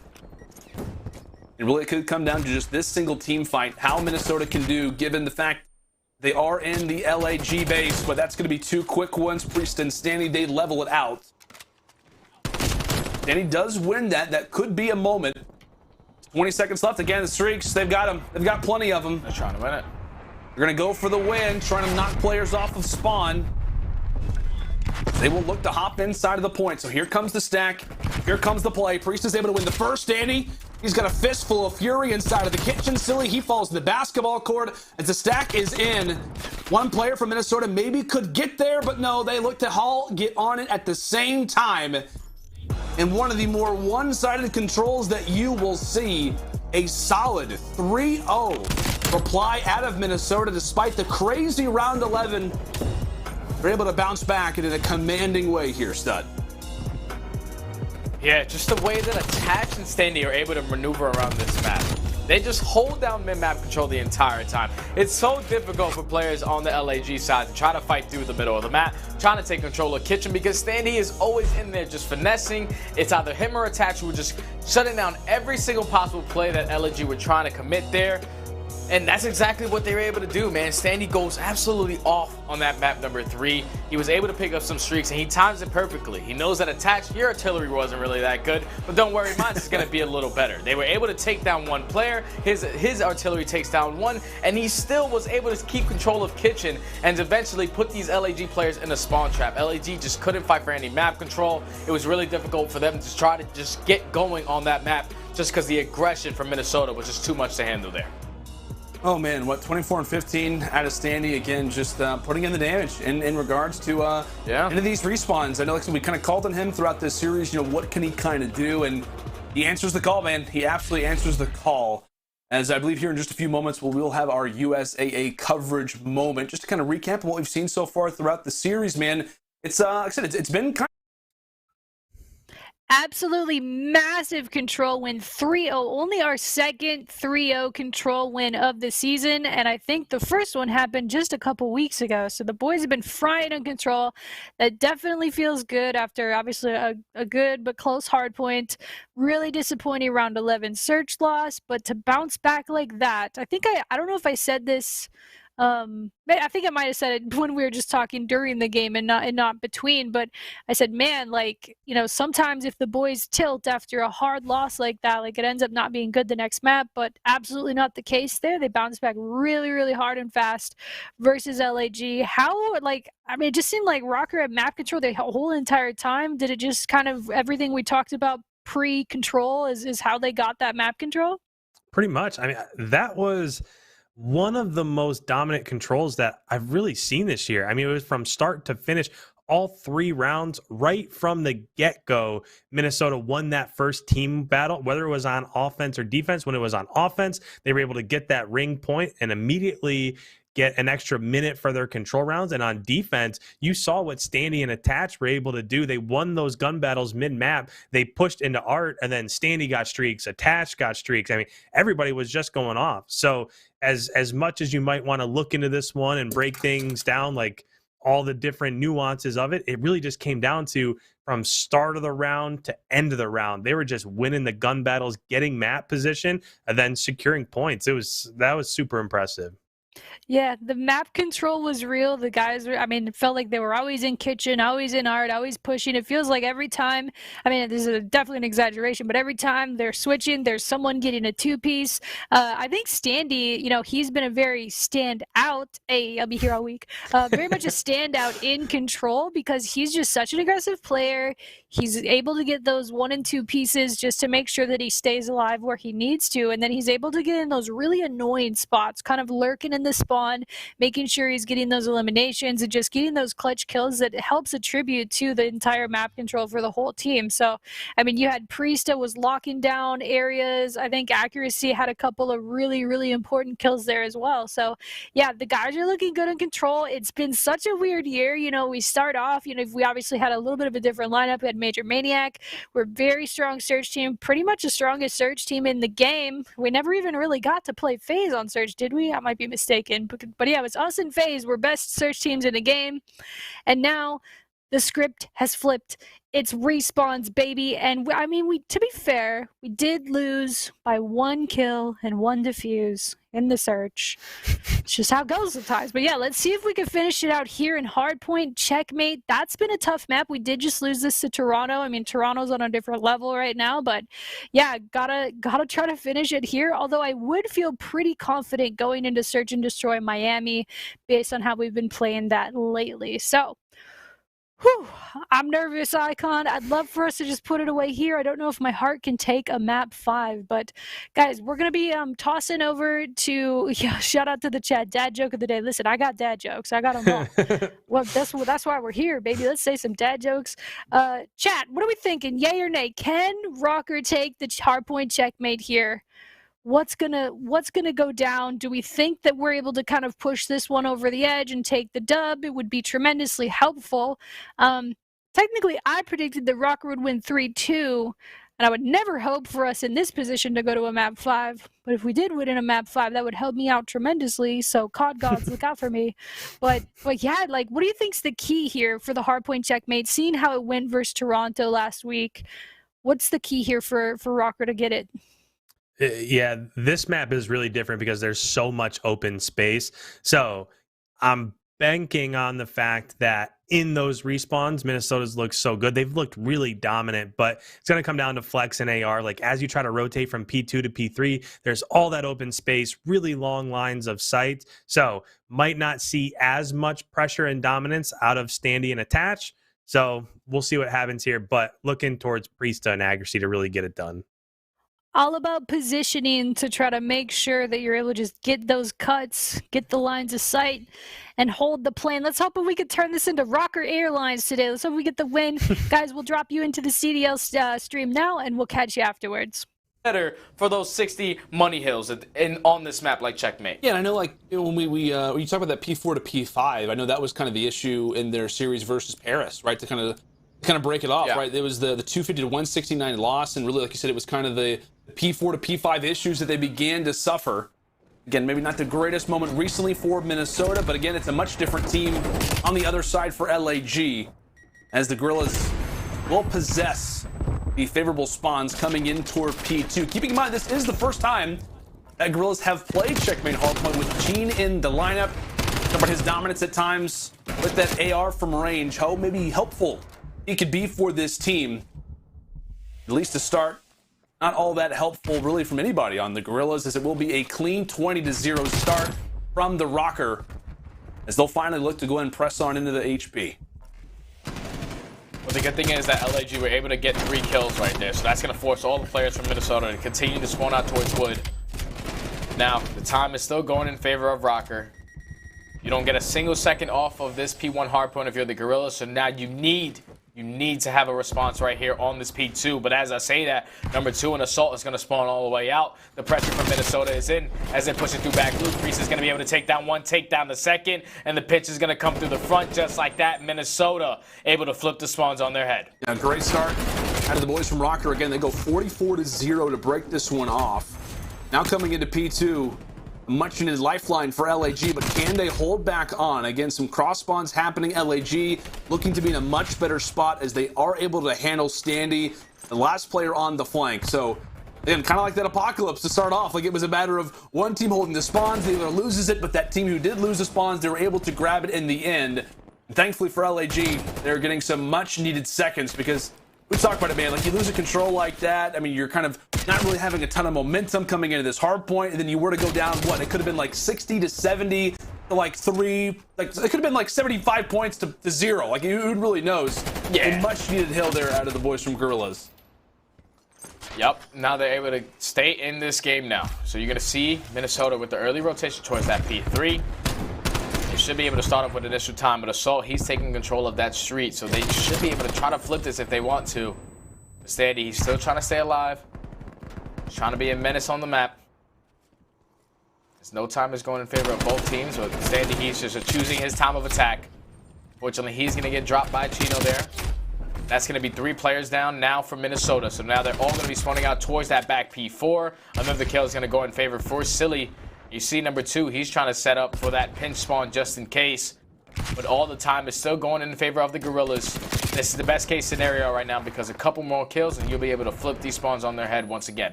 As we've talked about it, a huge map right now for the LA Guerrillas as they look to send us to a map 5, a lot on the line in regards to that stage 3 major here for Group A. We'll go and step aside and listen in with the communication for LAG as we look to see how great they can play on these next few hard points as we step aside, like I said, for our Astro listening to Guerrillas. Right. You're still players. I got one. I got kill for you. ACD, I got him. Two. Who's the break? Touch They're both nice. I broke nice. Turn, push up their side, push up their side. I got the trophy. Hold on. He's a little weak in yellow crate already. I'm nading this Actually, side. might push it. I think he's still in there. ACD. Back up. Fork Challenge. I am. Okay. Yellow crate, no. I'm helping you. Priest might jump up, I got you. Make sure you drop. We're missing one. Right. I might not I'll see him right. Could be playing. Get one right. We're missing one. It's Yeah, Eli, right? It's Eli. I don't see him. I'm wrapping right. Go ahead. You're nothing holding me. That's Not playing. What's holding me now? That's 3-0. Playing Dylan. Stay. I think he's flying up B-wing. Dylan. He's gonna be on you. He's in front of you. Got him. Nice job. Stay alive. I flash him back steps or something. I need our pillar. I'm one wood. Hit him on Nader early. I got you. I'm in time. I have no trophy, guys. Gotta get back steps. I'm flash. I need a trophy. He's a low B-wing. No. Standy, Sit down. I want no pillar. More. Still pillar, guys. I think it's probably exit. I got needed. I have no trophy still, guys. He's shot me. Frank killed me. I got him, Brian. I'm shouting him. I'm gonna have a trophy too. I'll have a trophy. I didn't want to try to push him. I'm flooding time. Front right pillar. You're good. I got you. Stay down. You guys close right. One's our graffiti. I have no trophy. No trophy. Brian, what's our graffiti? Graffiti. Okay, I'll get your front, Sheen. Graffiti. Top viewing. I'm twice. I'm funny hill. Frank killed me. I got pizza. Last two time probably. You one time. Close. You absolute. Nice. Stay down. Or something. I think he's top B. I'm replaying time with you. I'm one shot. LAG looking to hold on toward this P5. I gotta say that I love the comps, especially from Cheating. You know, granted, not having the greatest game at 6-14, but every time that somebody goes on a spree, it's like 1 to 2 kills in a row. You just hear with the call of like, nice, let's keep it going. Love to see that from Money Cheat. Yeah, and that's the thing about Chino. It's like he's always going to be that guy. Even if he's not having the best of games, in those situations where your teammates might need a little bit of a battery in their back, he's going to be able to provide it with that energy that he's able to give. And just like that, they were able to bounce back off of that P4, P5 hardpoint with some great time and a great hold. Now they're only up 40 points. They don't have the spawns for that P2, but they are gaining all this time in P1. You know the way that Minnesota have to play this. They have to make sure they do not let these spawns flip. With Assault getting that kill, eventually attach and accuracy, getting 2 of their own. The contest is going to come in once again. But Minnesota, they have to be thinking about that bigger picture. You have to make sure you keep these spawns for that P2, and you need to get a full 60 to get back into this one. Yeah, and as you called it, my friend, like P4 to P5, granted they don't have spawns for it, but it's really not able to make too much of a dent. I don't know the exact run right now. I'll leave it up to our stats wizards, but you know what? It's going to be like a good 40 to 50 point surge right now for the Guerrillas. No pun intended, is now really with players spawning out from every which angle. Really both lanes being impacted by the brawl. Now toward P2. Standy, really the last player alive. He gets dropped. So that's going to be a 3-to-1 split. Accuracy falls to the middle side of the map, and that will be spawn secured. Now for the Guerrillas. Minnesota on the other side of the map. A situation where we said, hey, this could be Minnesota's opportunity to bring the game back. Chaos begins to ensue. A code red indeed. With 35 valuable points left on the board, we'll see if Minnesota can contend for any of them. Right now, LAG, they're just on point. With 30 seconds remaining on this, they already broke that 200-point mark. Minnesota, they need to try to break in, and you see Standy just flying through the front, trying to make anything happen. 4 players are eventually going to drop. With 18 seconds left, if you're LAG, you still have the time to push this. All you need is 50 seconds to be able to close out this game. So this 12 seconds is going to look pretty good. Pretty good junk time right here to try to close this out. And it's going to force Minnesota to eventually set up off that rotation to try to get a full 60 on towards this P3, but kills are going back and forth. Papa App is making all the plays, 23 and 13, having such a great bounce back map after that map 3. Dud, He's just playing his life towards that top Is it Chapathy yet? Is it Chapathy? Yeah, I think he's been arisen. I think he's awoken now. After going into that map number 3, he's probably like, guys, no way, it's our best map, and you just see it. He's currently on a 5-3, eventually going to get dropped, but LAG, they are playing correctly on their hardpoint, and this might be the first time that we get to see a second win on a hardpoint game for LAG. That's going to be another 3, make it 4 down. All the players from Minnesota spawning out towards backwood. They cannot catch their breath as Guerrillas are just keeping that pressure on. Oh my goodness. This series has treated us with so many amazing moments. And what a dominant game so far from LAG. I know there's still 6 seconds left. Like, you very well may see Minnesota, like, you know, going on a little bit of a spree, maybe grab some points. But like we said, with 5 only needed left, there is no doubt this one should go the way of Guerrillas. I may come back to eat my words, but at least I like my chances for the moment. Again, Apathy 28 and 15. Just continuing to be involved in the fights, man. Continuing to be involved in the fights. He has just been meeting players in stride. He shuts down Standy, gets away with his life, re-challenges onto attach. Oh my goodness, Guerrillas. Put them out of their misery. 2 more points, and this one will send us to a game 5, 1 point away. As Minnesota literally hanging on by a string. And we'll have spawn advantage. With player 2 now kind of toward the back end. This could be a clever play out of Assault. Do they read him? It looks as if they will be able to handle business from the back. Looking good toward the front, but can they get the rotations? And LAG, they get in, they hop inside of the hill. 1 more point needed, and a commanding victory. In back-to-back respawns, it was a 3-0 on the control, and what a 100-point hardpoint victory now from the Guerrillas. What a series so far, Stud. Man, and we got a crazy game 5. It's insane, man. That's exactly what you want out of both of these 2 teams, is to make sure they show their strong suits in their specific game mode. It all started in that first hardpoint. You saw Minnesota, they were able to take in the S&D, LAG, in such a nail-biter, able to tie the series up. Fortunately, they lose that control, but that's such an answer on that map number 4 to force it to that map number 5. I'm going to put all the momentum in their favor because the way that Father App is playing right now, the guy's on point. We have awoken the beast, and I can't wait for this map number 5, man. It was just great plays from LAG from that very first rotation of P4 all the way to the second rotation of P2. They basically got every single second there, and that's why the lead was so big in the very beginning of that game. You see the score gets a little bit more closer towards the very end, but LAG, they were just in full control from start to finish. Yeah, just, without a doubt, the outlier, like you look at players, like no one really having a great game just outside of apathy, right? The 31-16 clearly sticks off the page as we've labeled him a multitude of different things, but it is Chapathy who is showing up so far. I don't know if that one's going to stick too well, but one thing that is going to stick is that it's going to be a phenomenal Game 5. Make sure to stay with. Well. We are going to a Game 5, search and destroy. The hard point was looking good. I mean, yeah, the first couple set of hills was boom, boom, and then just never was able to regain rotation, retakes, anything.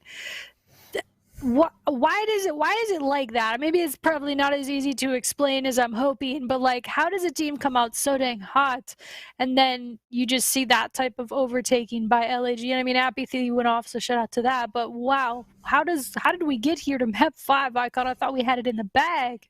Yeah, it's really odd because most of the time when you're watching, like, for example, Optic is a really good checkmate hardpoint team, and a lot of times like Dashy is just completely taking over because with his gun skill, he's able to get so many kills as teams are trying to rotate through those empty spaces.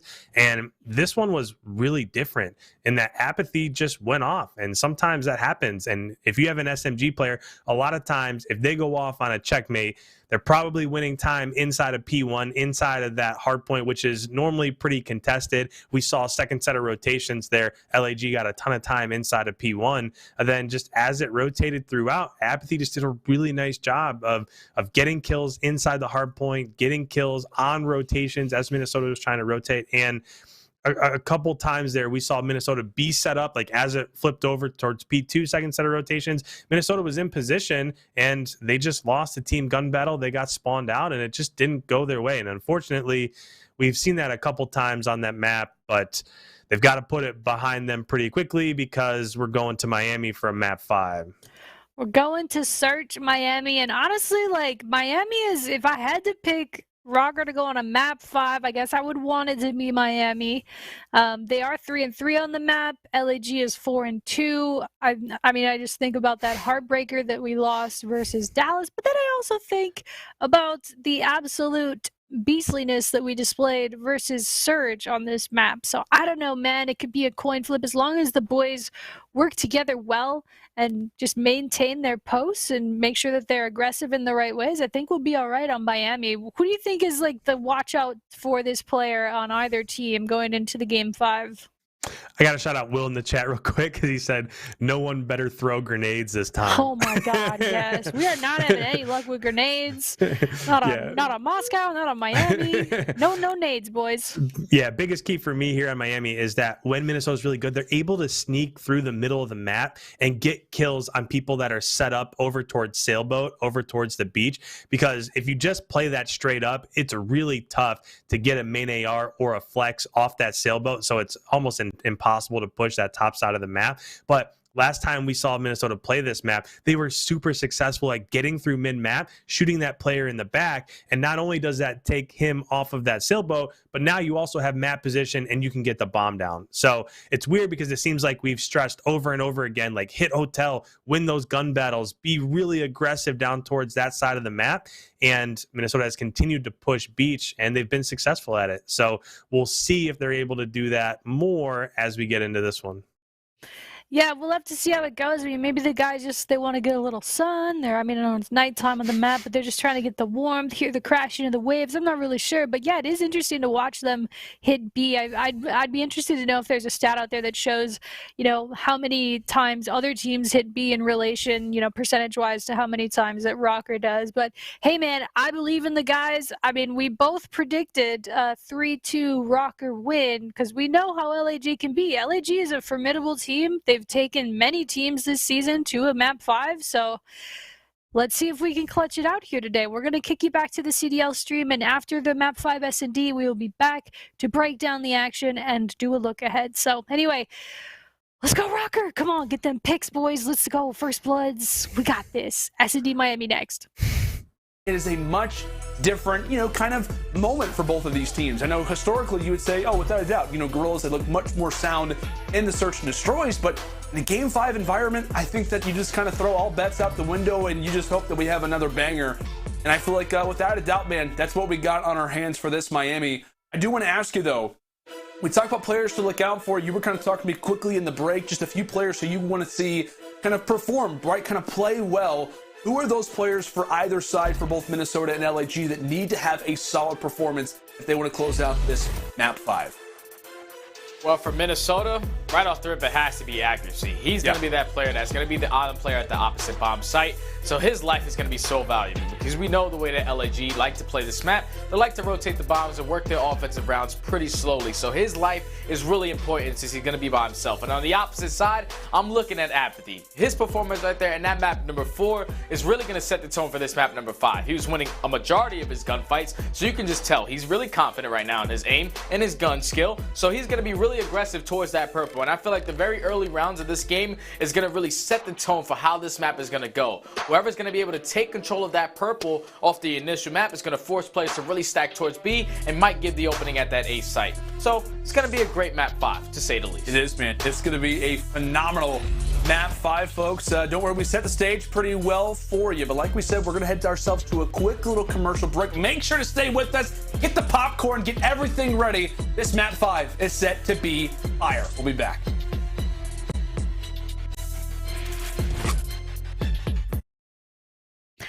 And we're back.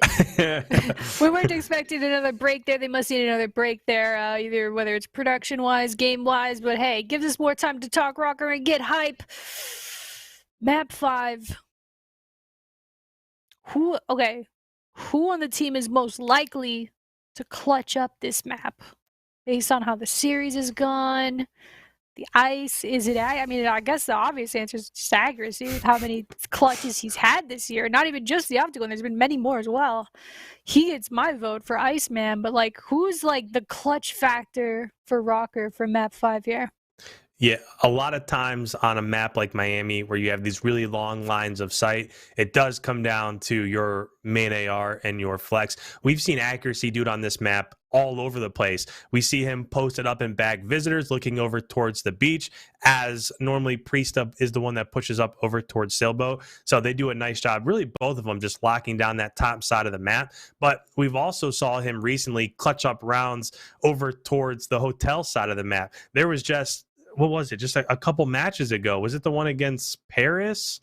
I'm not sure which round it was, but he was able to get the 2-piece, and then he ran up those stairs in the hotel, and we were just waiting, like, what is he doing? Is he going to go try to defuse? And then he was able to get that kill as he popped out.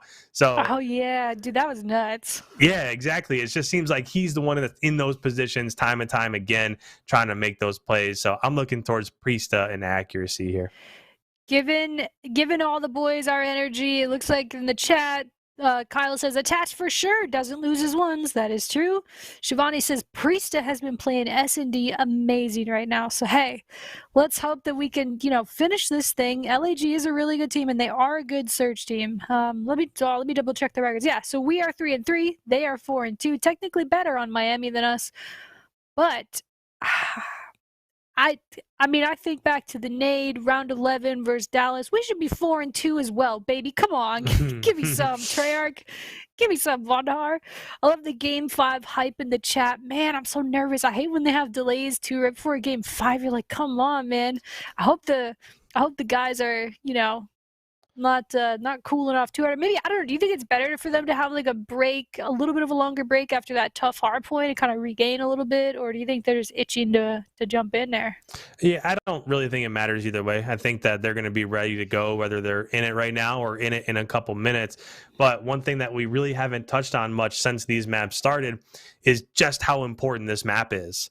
Because if you fall to 1-3 in the group, I'm pretty positive that that's going to be a wrap. I don't know if there's a route for Minnesota to get into the winner's bracket if they don't win this map, because if they fall to 1-3, the best they could do after beating Dallas would be 2-3, and LAG would already be 2-3. So it would be interesting to see what happens there, but this is super important.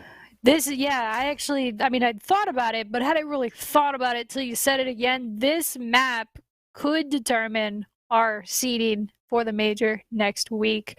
You know, we were able to beat Paris, lose to Florida. Paris beats Florida, so like that's a tiebreaker that would favor us. So winning versus LAG, if there's any kind of bottom half of the group tiebreaker, this is where it really matters. It really does, and it's crazy too, right, IKON? Because we wouldn't even be having this discussion if that one kill went differently in round 11, search and destroy. You know, gosh, it's just crazy to think about how many small moments it comes down to. And I know we mentioned, like, yeah, RØKKR has only won 2 search and destroys of their last 8. That is tough, especially considering how well they started out this year with search. But like, they've been really close. So I'll be looking for the guys to just close it out, ice up all of them. It's not all on accuracy, although I do think he has the clutchest factor. All of the guys need to clutch up and bring it.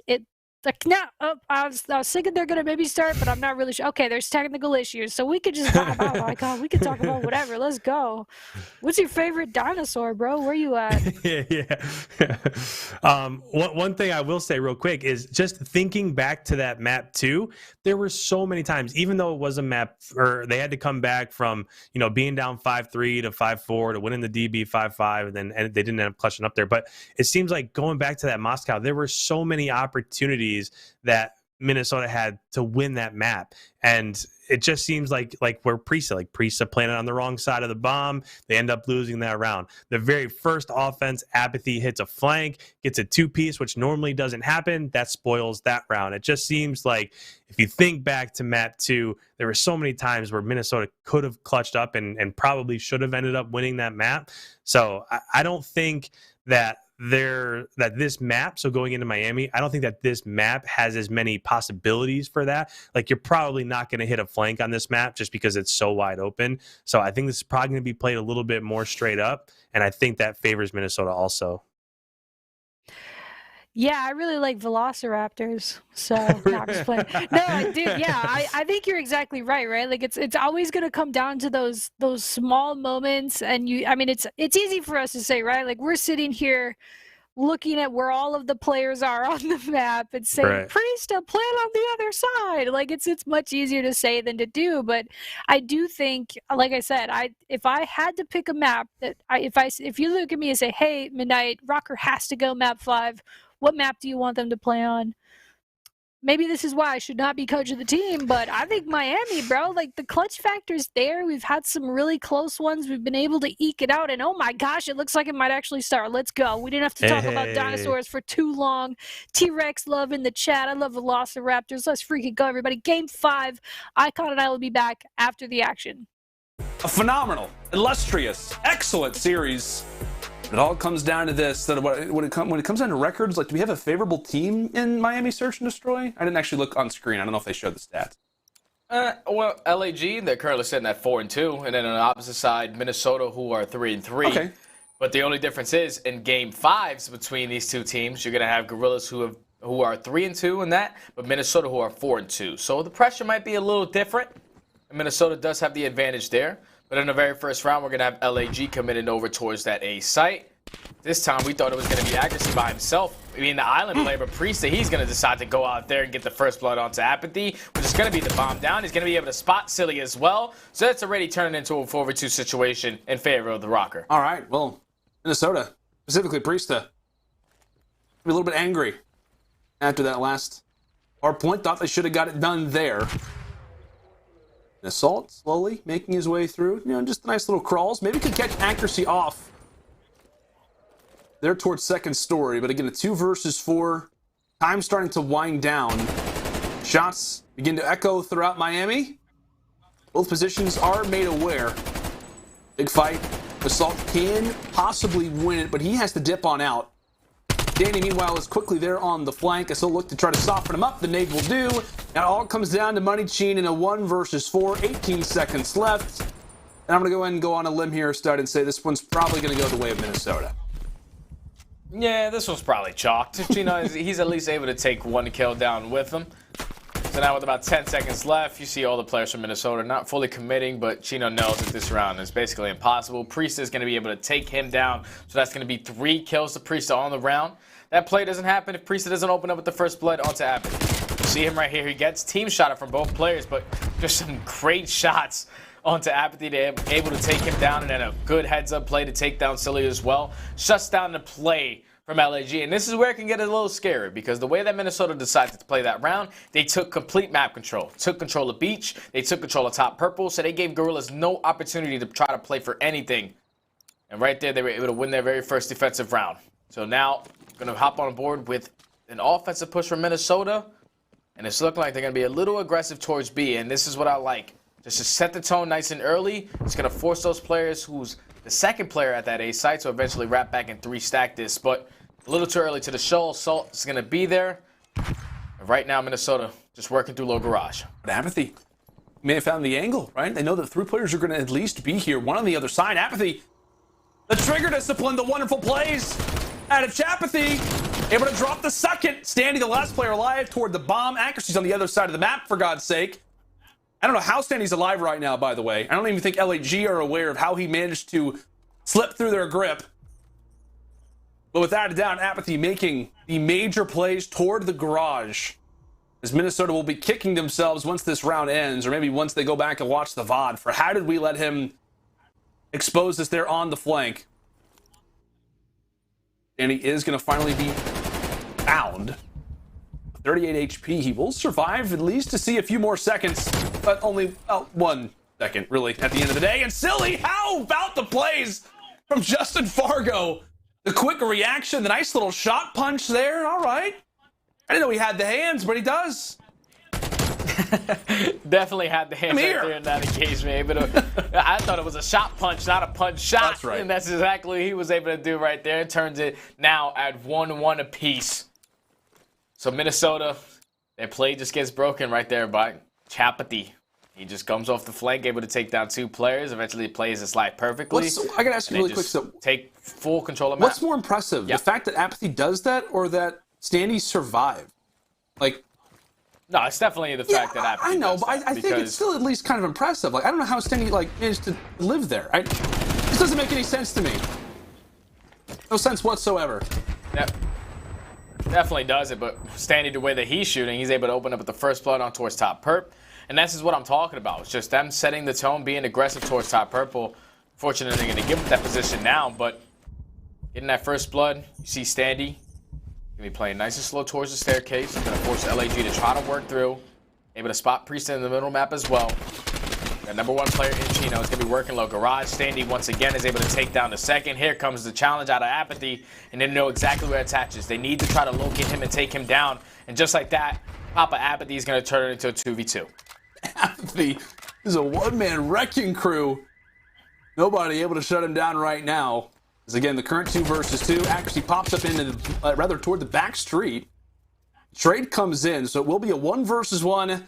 Apathy versus Priesta, and the AR will win out despite how solid the shots have been from App with the 74U.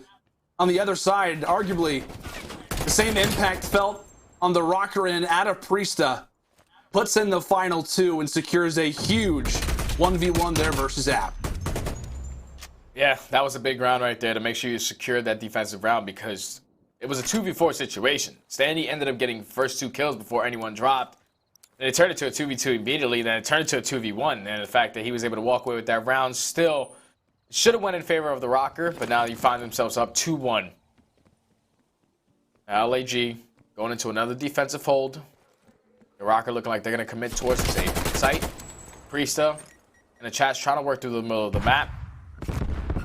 Trying to eliminate that player that's going to be able to cross through beachside, but Chino is able to get to this position. So now that's going to slow down that push. And this is one thing that they did a great job versus Paris, was just taking down Aqua every single time. So it forced the players on that B side to rotate. But you see the positioning out of Cheen, they know that. So now it's going to leave that opening for Apathy. He's going to be going all the way through low wrenches, and he's able to get the first blood. Again, Minnesota really just kind of being caught out, like in terms of these rotations, in terms of them just not really being aware of kind of the crafty play, the methodical play out of the opposite side. Thankfully for Priesta, he is able to drop Cheen, so at least that beachside player will be shut down. With this bomb being dropped where it is going to leave for what could be a very surprising finish. Again, the 2 versus 3 right now favoring LAG. Accuracy, get the angle. Does toss out some utility. Meanwhile, on the other side, it's Apathy who does get dropped. So the quick 2v1 fight that will allow for the bomb to get planted. Salt and Silly left up as they look to go with the challenge. Assault, he doesn't know where to look. He and Silly, Accuracy is able to escape for the moment. Now it all comes down to Priesta. Priesta with the shots. Can he stay alive for the second? Trying to throw the shoulder toward the side, but it will be Assault who's able to secure it. It looked good for LAG, and granted, while they do close it out, a little bit too close for comfort. Regardless, Guerrillas, they level us up at 2 apiece. Man, every single round has just been down to the wire, man. Like, right there was a 3v2 situation. Apathy, unfortunately, he wasn't able to complete the kill on the Accuracy, and eventually gets him traded. So it turns into a 2v2, but the patience right there out of Assault to not completely slide out. Just wait for that bomb to be planted. They know that they had the pinch coming in. They eliminate the one player. Some great shots from his teammate to get Priesta into a one-shot opportunity where Assault just only has to hit him with 1 bullet. Eventually close that out. So now we're tied at 2-2. And so far, the way that Minnesota have liked to play this, you know, you're going to continuously send Priesta over towards that beach side. The Guerrillas, they're trying to work over there. They have to try to eliminate him, but some early shots are going to come in. They're able to watch him as he crosses. And number 4, he's going to put himself in the position to try to take him down. But Priesta, he's going to get called out. He's going to back up this time, and he doesn't have that bolt control this time around to have full beach setup. You just see Assault, right, kind of playing up close toward B. You will see that player kind of look toward middle, just trying to catch an angle. But again, he just continues to go prone, to find himself in a nice spot, and he could very easily run a number of different players off of rotation, kind of somewhat of an unorthodox angle. Meanwhile, his position is going to be known. Tries to tag up Priesta. Can anybody get here for the challenge in time? Apathy looks to. He quickly expires. There goes Assault as well. And on the offense, the attack being made toward this beach side. It looks as if it's going to be a no-go, but the nice shot from Sheen at least makes their chances somewhat easier. Silly does get the angle, so they know that they've at least got a favorable fight, maybe an even one. There's a rotation now in from Priesta. Sheen still looking to find the angles toward mid, and he does. Priesta able to make it a 1 versus 2. Sheen, last player alive, and it will be Priesta again, constantly having his signature on all of these rounds, all of these round victories for the RØKKR. Puts in the damage here yet again. Man, Priesta's having himself a map. He's just opening up with another kill. Round by round, the guy is almost at double digits already. He's really taking over for his team. That's going to be 3 on the round, so he's already at 10. All of his teammates not really having a good map besides Standy, who's sitting at even. But they're up 3-2. It's not about how you start, it's about how you finish. The guy has really been putting the team on his back, but now he needs his teammates to help him close this one out. So it's going to be a little aggressive push towards that B site. This time he's able to spot and give that information to his teammates, and no one is aggressive towards top purple. But Accuracy is going to get dropped by Assault with some great shots with that Craig. So now they do have the man advantage in favor of LAG. When all these players pushing towards low garage, this is not really a favorable thing for Minnesota because their flank is going to be open. There's so many things that need to be watched now, but they're going to be able to work this bomb plant. And a 4v3 retake now is LAG. When we talk about this LAG team, right, they like to kind of sink their teeth into these defensive rounds. So you give them the first blood, and that just allows for them to be even more comfortable in what is already a very well-defined play style. As Sheen making his way on the flank, Priesta puts in some nice shots toward App, but he nearly gets evaporated. Patch putting in the bullets. Priest is there for the finish, so now he sits on 11. Really does wipe him off the spree, so there is at least somewhat of a notable moment. But Assault's going to go for the defuse. Detached can go for the angle, and no, he will not. LAG. I thought for a moment, I thought there could have been an opportunity where Attached tries to go for the repeak, shut down Assault, but no. That one is not going to work out, despite some good plays kind of toward the outer workings of the bomb site. It is LAG who secure it. Yeah, they almost make that round happen right there in a 2v4 situation as soon as they get the bomb down. But unfortunately, Adam Assault with the heads-up play, just a hot bomb, forces his teammate to watch over him. Now we're all tied at 3-3. Minnesota on that defensive round. Priesta, he's been going big play after play at that A site. Is he going to decide to go there once again? And no, he's going to decide to play with his teammates this time and go through that B bomb site. And this might be the opening that LAG need. For Priesta to not be in that position because he's been destroying on this map. It's going to give him the opportunity to be a little bit more aggressive on towards that A site. Now, this is where accuracy's life really has to come in handy because he's the lone man at this site. He needs to play his life beautifully and just stall time for his teammates to get in the positions that they are. Guerrillas taking their talents toward the South Beach. Is really, so far, it was accuracy, the sole man here. As we talked about, he can be that island player. It is going to have some support. Round gets so intense. Nobody yet to drop. I don't even think a bullet has really even been fired too much so far. That quickly begins to change. And who other than Priesta locking in another first blood. He's able to shut down Happy to start. The long-range fights are only going to continue. Pixel perfect out of attach, and he'll take down another. I'm not even sure if that was through the wall, whatever it may be. Wall bangs, everything. This round had it all, but it only favors the Minnesota RØKKR. As against it, it was just the long-range fights. LAG, they couldn't contend. Yeah, LAG, their setup was just, once again, too slow. They gave the opportunity for the players on Minnesota to hit that flank. You see the positioning out of Standy, out of Priesta, to push through that site. Priesta gets the guy as he's trying to go for the bomb plant. As another player is trying to rotate up through the beach side, Standy, he was able to get another one as well. They were just able to pinch those guys out because their offensive round was just slow. And accuracy, he just did such a great job of just playing his life, forcing the players from LAG to just continuously trying to spot him before they worked that bomb plant. Just took too much time. No one was watching the flank right there for the Guerrillas, and now they find themselves down by one round. Minnesota, it's looking like they're going to commit towards the A site. Great positioning out of Cheen, who's able to spot attach, but not able to take him down. As of right now, just a two-man defensive hold on both sides of each site. Chino's able to get the first blood onto attach. And it's so important, too, when you find that first blood, when you know the enemy is attacking over toward A, because as we said, it really does slow that push down. That's the reason why B is so favorable, obviously, just kind of given the fact that you have a lot of places to hide, a lot of different angles to kind of look toward, but A sometimes can make or break you. Gene again, finding a second kill of the round. It's Assault.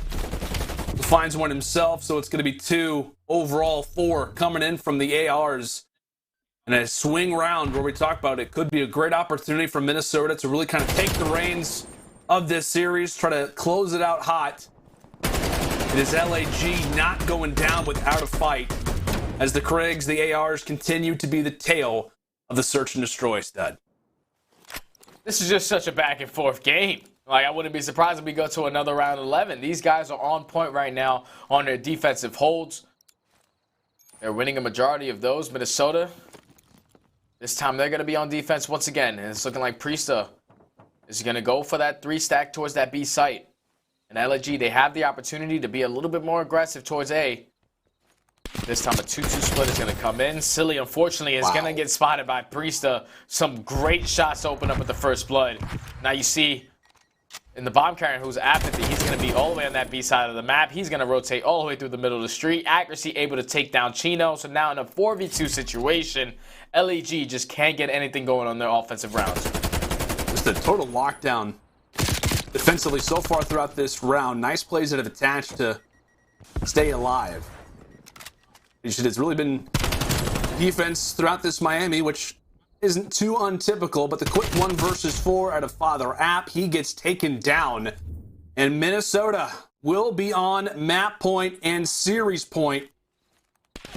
A huge moment for them, but really kind of that quick challenge out of Garage, clearly catching the boys of Guerrillas off guard. And I don't know how many first bloods that Priesta has. I wonder if that's at least his 3rd, but he has been putting in the damage at least earlier on in the rounds as of late. But that streak, that run that he's been on, without a doubt, is so notable.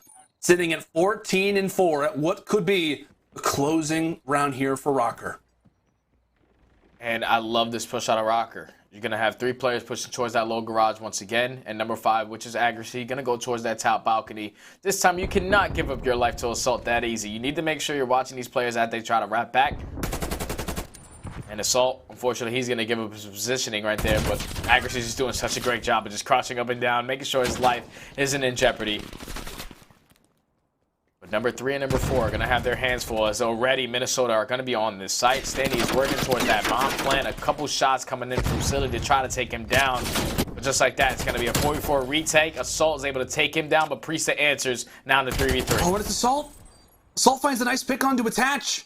The 3 versus 2. Priesta holding one angle. Accuracy still looking to try to get in the fight as quickly as he can. Priesta has to keep visuals here, as that's now going to be 16 kills for him.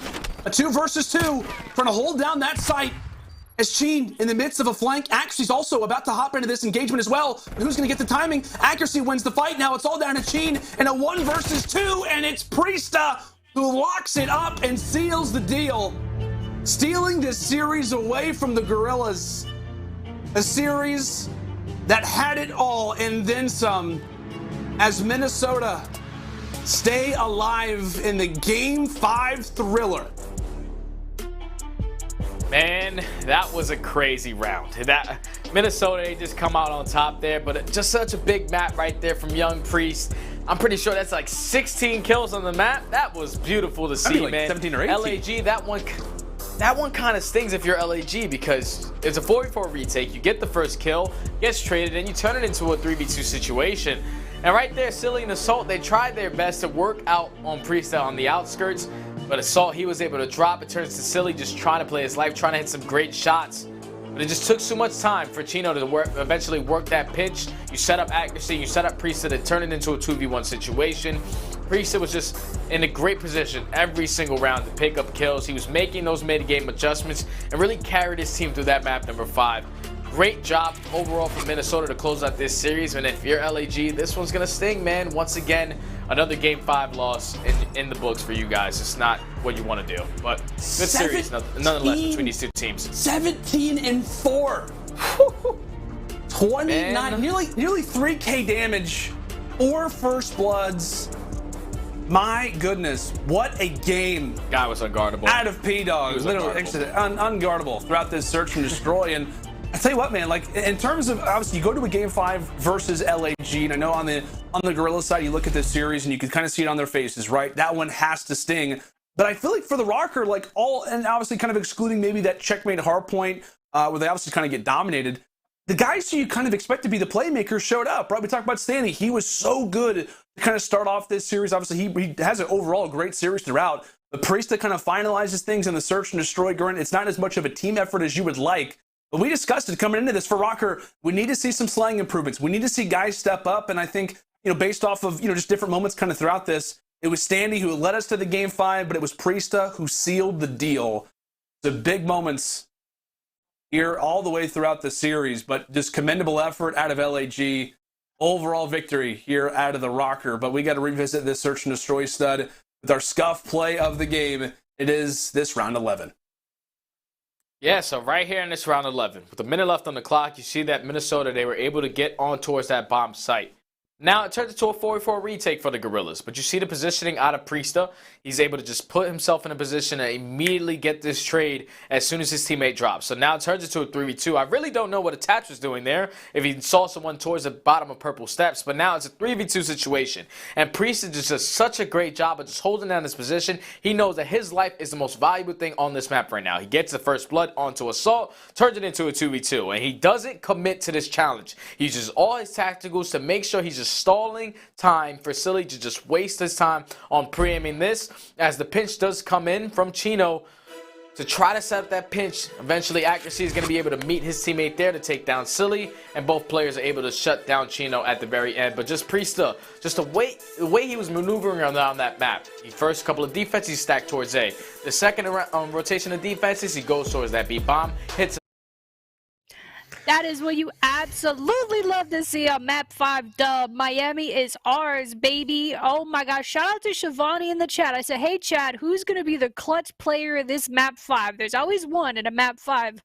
And it was Priesta. Shivani said Priesta. And oh my gosh, Priesta delivered. No, I thought, hey, who's going to get a clutch play? Not who's going to drop 17 kills on the map. Absolutely insane map. I mean, wow.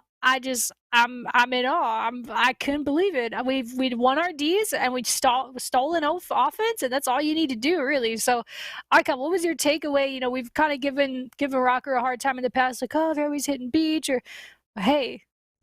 Well, no, it didn't really work until they went B. So maybe there's. But yeah, what are your thoughts on the map 5 there?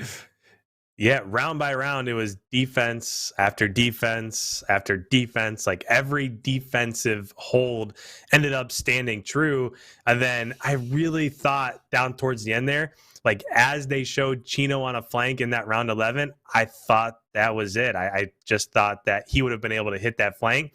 But if accuracy went forward, and if he wouldn't have shot at accuracy, so if Chino would have looked to his left because he knew where Priesta was. Yeah, he'd gotten called out like 7 years ago. Yeah, absolutely. If he just would have had a little bit more trigger discipline and not tried to get that kill at the last second, he 1,000%. There's no way Priesta would have expected him to be there. He could have got that kill on Priesta, and then it would have been a 1v1.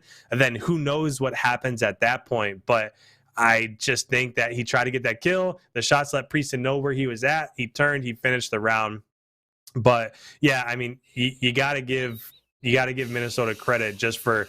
It seemed like on defense, it seems like every time we've watched Miami, they're always kind of set up in basically the same setup where you have accuracy back, overwatching the A bomb site. Priesta's push over towards Sailboat. Then they let the SMGs try to control over towards purple. And I like the fact that the setups were a bit different. Like there were a couple rounds. The very first defensive round, Priesta pushed all the way forward over towards Sailboat. He was able to win that round by getting a 2-piece essentially. And then the next defense, he was pushed up over towards Boardwalk, but he wasn't pushed up all the way. He was able to stop the push in that round. And then we even saw him down towards the bottom side of the map. We saw him in Attach push the bottom side of the map over towards that kind of parking lot area, and then he was able to get a kill on the flank as LAG was pushed up trying to plant over towards the top side. So I like the fact that we've kind of seen a progression of their defensive rounds, not just, hey, you go here, you go there, let's just set up and let's try to win rounds. Their strategy has changed quite a bit, and I think it really benefited them in this one. Yeah, and honestly, it just makes me really happy to see Priesta going off in the way that he did. There we got Standy flexing. Let's go. He's getting hype. Looks like CDL is going to be interviewing him here shortly. But until then, you have us. Dude, I can't believe Priesta just, 17 kills is very difficult, man. That is hard. That's not nasty. Easy to do. He was all over the map, too. He wasn't just going to the same spots, getting picks. I really love the round that you mentioned where, RØKKR pushed through the B side and got behind them on defense. They clearly weren't expecting that. They were going slug style on the beach, just like me in spring break, and they just did it. They weren't moving. They weren't able to get there. They got flanks, and yeah, it was just really, really good play from the guys. What my favorite thing to watch in Search and Destroy is you do see a lot of the consistent setups for both teams. Typically, like, oh, there's going to be a guy on the sailboat, and oh, look, there's a guy in hotel, kind of checking it out, like. But there are always those rounds where there's a curveball that gets thrown and it's one team's either not ready for it or sometimes they are, and it's just really, really fun to watch. I love Search and Destroy. So same. Shout out to Priesta, though. Like I said, it makes me so happy to see him doing so well because, yeah, he had a tough start to the year, especially from the caliber of play that you expect from somebody like Priesta. He's so good. He's been so talented the last few years in the league. So yeah, to see him kind of find his groove with the AR, go off in a huge map. We mentioned this before, but that map was so important for seeding for majors next week. Whew, it feels good. Dude, I'm scared now. We have to play Dallas on Sunday. We'll talk about that after the interview, of course. But oh my gosh, any other takeaways from the map 5 there other than like hype, dude? That was hype. Yeah, it just came down to one player taking over. And that's the thing about the CDL. With only having 48 players, anybody can do it at any given time. And this map, it just happened to be Priesta's moment, and it was massive. We'll talk about standings, but this match was huge. This was massive for us, and we still a lot of work to do. Still have to play Dallas on Sunday. I'm not sure. I'm bad at math. You can do the math here, but I'm not even sure this guarantees us top 3 in the group. But it does help us a lot if there's ever a tiebreaker to have beaten both Paris and LAG. Good luck. Have fun. All right, guys, we're going to kick it over to the CDL stream now. They're about to interview Standy, and I don't want us to miss a second of that, so I'm going to kick us over there. And after that, we'll wrap up, and we'll look ahead to Sunday. So enjoy the interview with Standy. All the Standy stands stand up. I need a Standy stand t-shirt. and a priest. I need some RØKKR merch, baby. The whole team, man. The whole team went off at different points, bro. But anyway, here's the interview, guys. We'll see you next.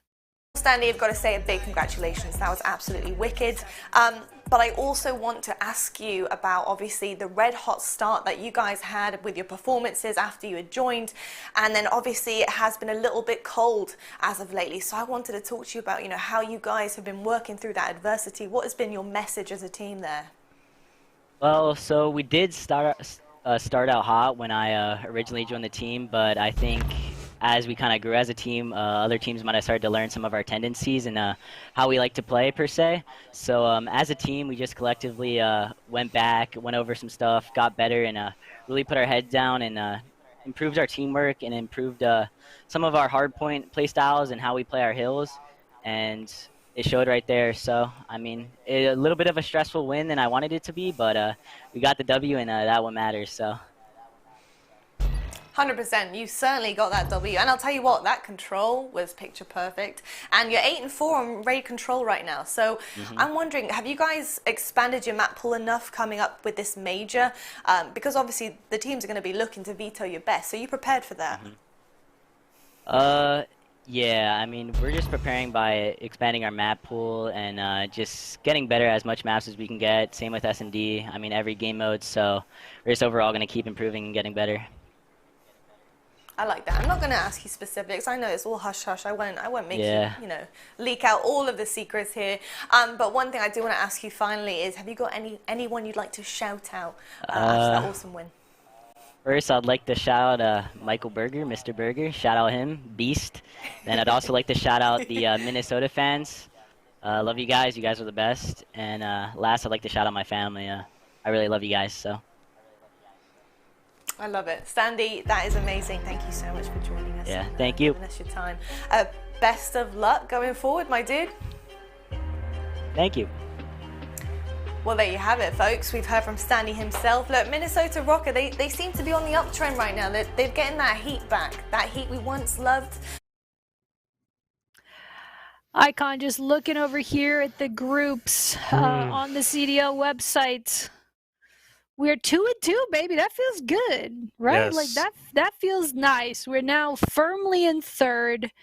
If Florida were to tie it, that's dangerous for us, right? Who does Florida play next?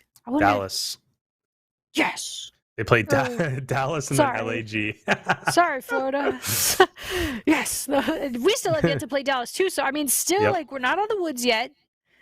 Because if we were to lose to Dallas and then Florida beats Dallas, we're not okay. We are in bottom 3. So we cannot celebrate preemptively.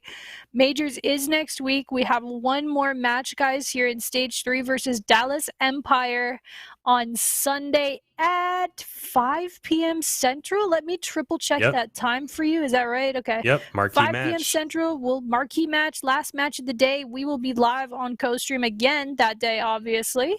So make sure to join us. It'll start at either 5 p.m. Central Standard Time or after the match ahead of ours. We have the last match of the night, so don't miss it. But looking ahead now, like we said, it's not over. We could still get mathematically bottom 3 and be sad and, try to turn up next week in majors from losers bracket. Or we could see how these next matches go. Try to come out with the fire versus Dallas on Sunday. I would say, they're not looking better since Hook's gone. Maybe I'm missing something, but I don't know. Surely that tide will turn eventually, but I don't know if they will be as good as they were with Hook, in my opinion. So, what do you make of this Dallas match coming up? Exactly how important is it for RØKKR to win? And I guess how do they tackle a new look Dallas? Yeah, it'll be interesting. There is a possibility that Dallas doesn't even make the winners bracket. I mean, they're 2-1 right now, but if they lose to Florida, and you never know what Florida you're going to get either. Sometimes they come out and they look like world beaters, like they did against Minnesota, and sometimes they come out and you're just like, this is not the same team that we. Lose to Paris. Yeah, it's just you don't know what you're going to get out of Florida. But there is a possibility that they could lose to Florida, lose to Minnesota. They would be 2-3, and they would lose both of those tiebreakers to both Florida and Minnesota. So it'll be interesting to see what happens with Dallas. But as of late, I don't know. Maybe I'm just off, but it seems like every time this topic comes up, I'm just not as high on Dallas as I was before. Even in this group, they barely ended up beating LAG, which you could say, well, maybe Minnesota did too, but I think Minnesota definitely had more opportunities to finish this in like a 3-1 fashion, especially if you look back to that Moscow S&D. But against Toronto, they got absolutely throttled. Really, none of those were that close at all. You look back, they did lose them. They did end up dropping a map in pretty convincing fashion to Paris. That first hardpoint against Paris was 250 to 111.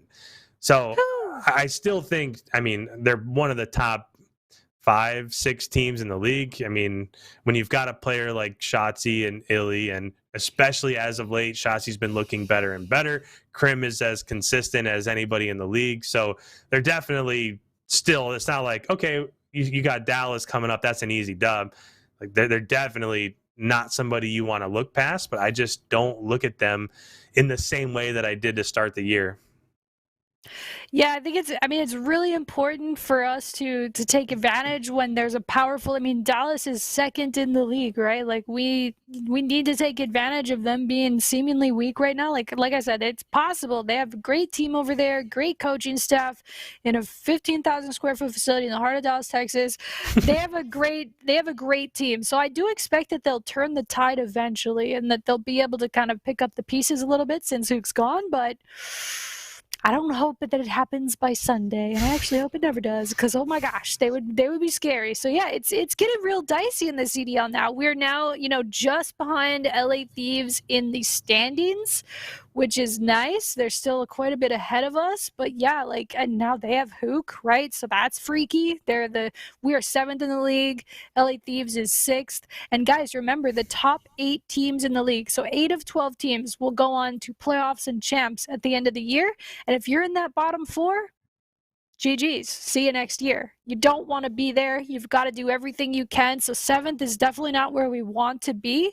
But I will say this, we had an impressive turnaround in stage 2.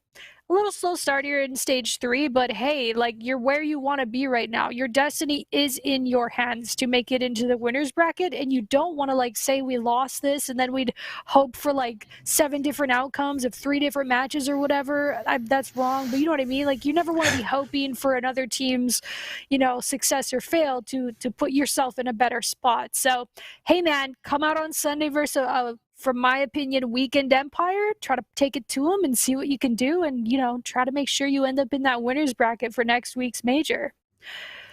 Yeah, for sure. Actually, one of the other important things here is that Minnesota's in 7th when it comes to standings, and LAG's in 8th. So not only did you distance yourself a little bit from LAG, who's in that 8th seed, but now with that victory, Minnesota is 50 points ahead of that 9th spot. And it just feels like to build that cushion, you just get a little bit safer. Yeah, the pressure's not quite as high. So if you're within 20 or 30 points, that can swing in a weekend. That can swing in a major based on how that 9th team would do in placing for a major. But you've got a 50-point lead, and it looks like now things could be going your way based off of starting in the winners bracket. It just gives you a little bit more comfort heading into eventual stage 4 and stage 5. I just hope we can do it, man. It's going to be tough. It's not going to be easy. I don't think Dallas is easy. They're still Dallas. But man, the destiny's in our hands. Is where you want to be, baby. Let's go. Let's go, RØKKR. Let's go, chat. I love everybody in the chat. Thanks for hanging out today. We will be back for another co-stream on Sunday, 5 p.m. Central is when the match is slated for, but we are the last match of the day, so if other matches go really fast or really long, it might be at a different time. So definitely keep an eye on our Twitter. Follow our Twitter at RØKKR right? Make sure you're subscribed to the channel. If you're not already, hit the like button. Tell your mom about us. Let's go, dude. I love the hype. But yeah, guys, we'll be back on Sunday. It's kind of a weird weekend. We're actually, this rarely happens. You play on a Thursday and then a Sunday. That must mean we're popular. I don't know. I feel like that only happens with like Optic. Like usually you play either Thursday and Saturday or Friday and Sunday. This week we're Thursday and Sunday. So the boys get 2 extra days to grind hard, practice, get ready for Dallas. Anyways, everybody, thank you so much for watching. We'll catch you guys on Sunday. And yeah, peace out. Thanks, IKON, again for joining me, and we'll see you next time.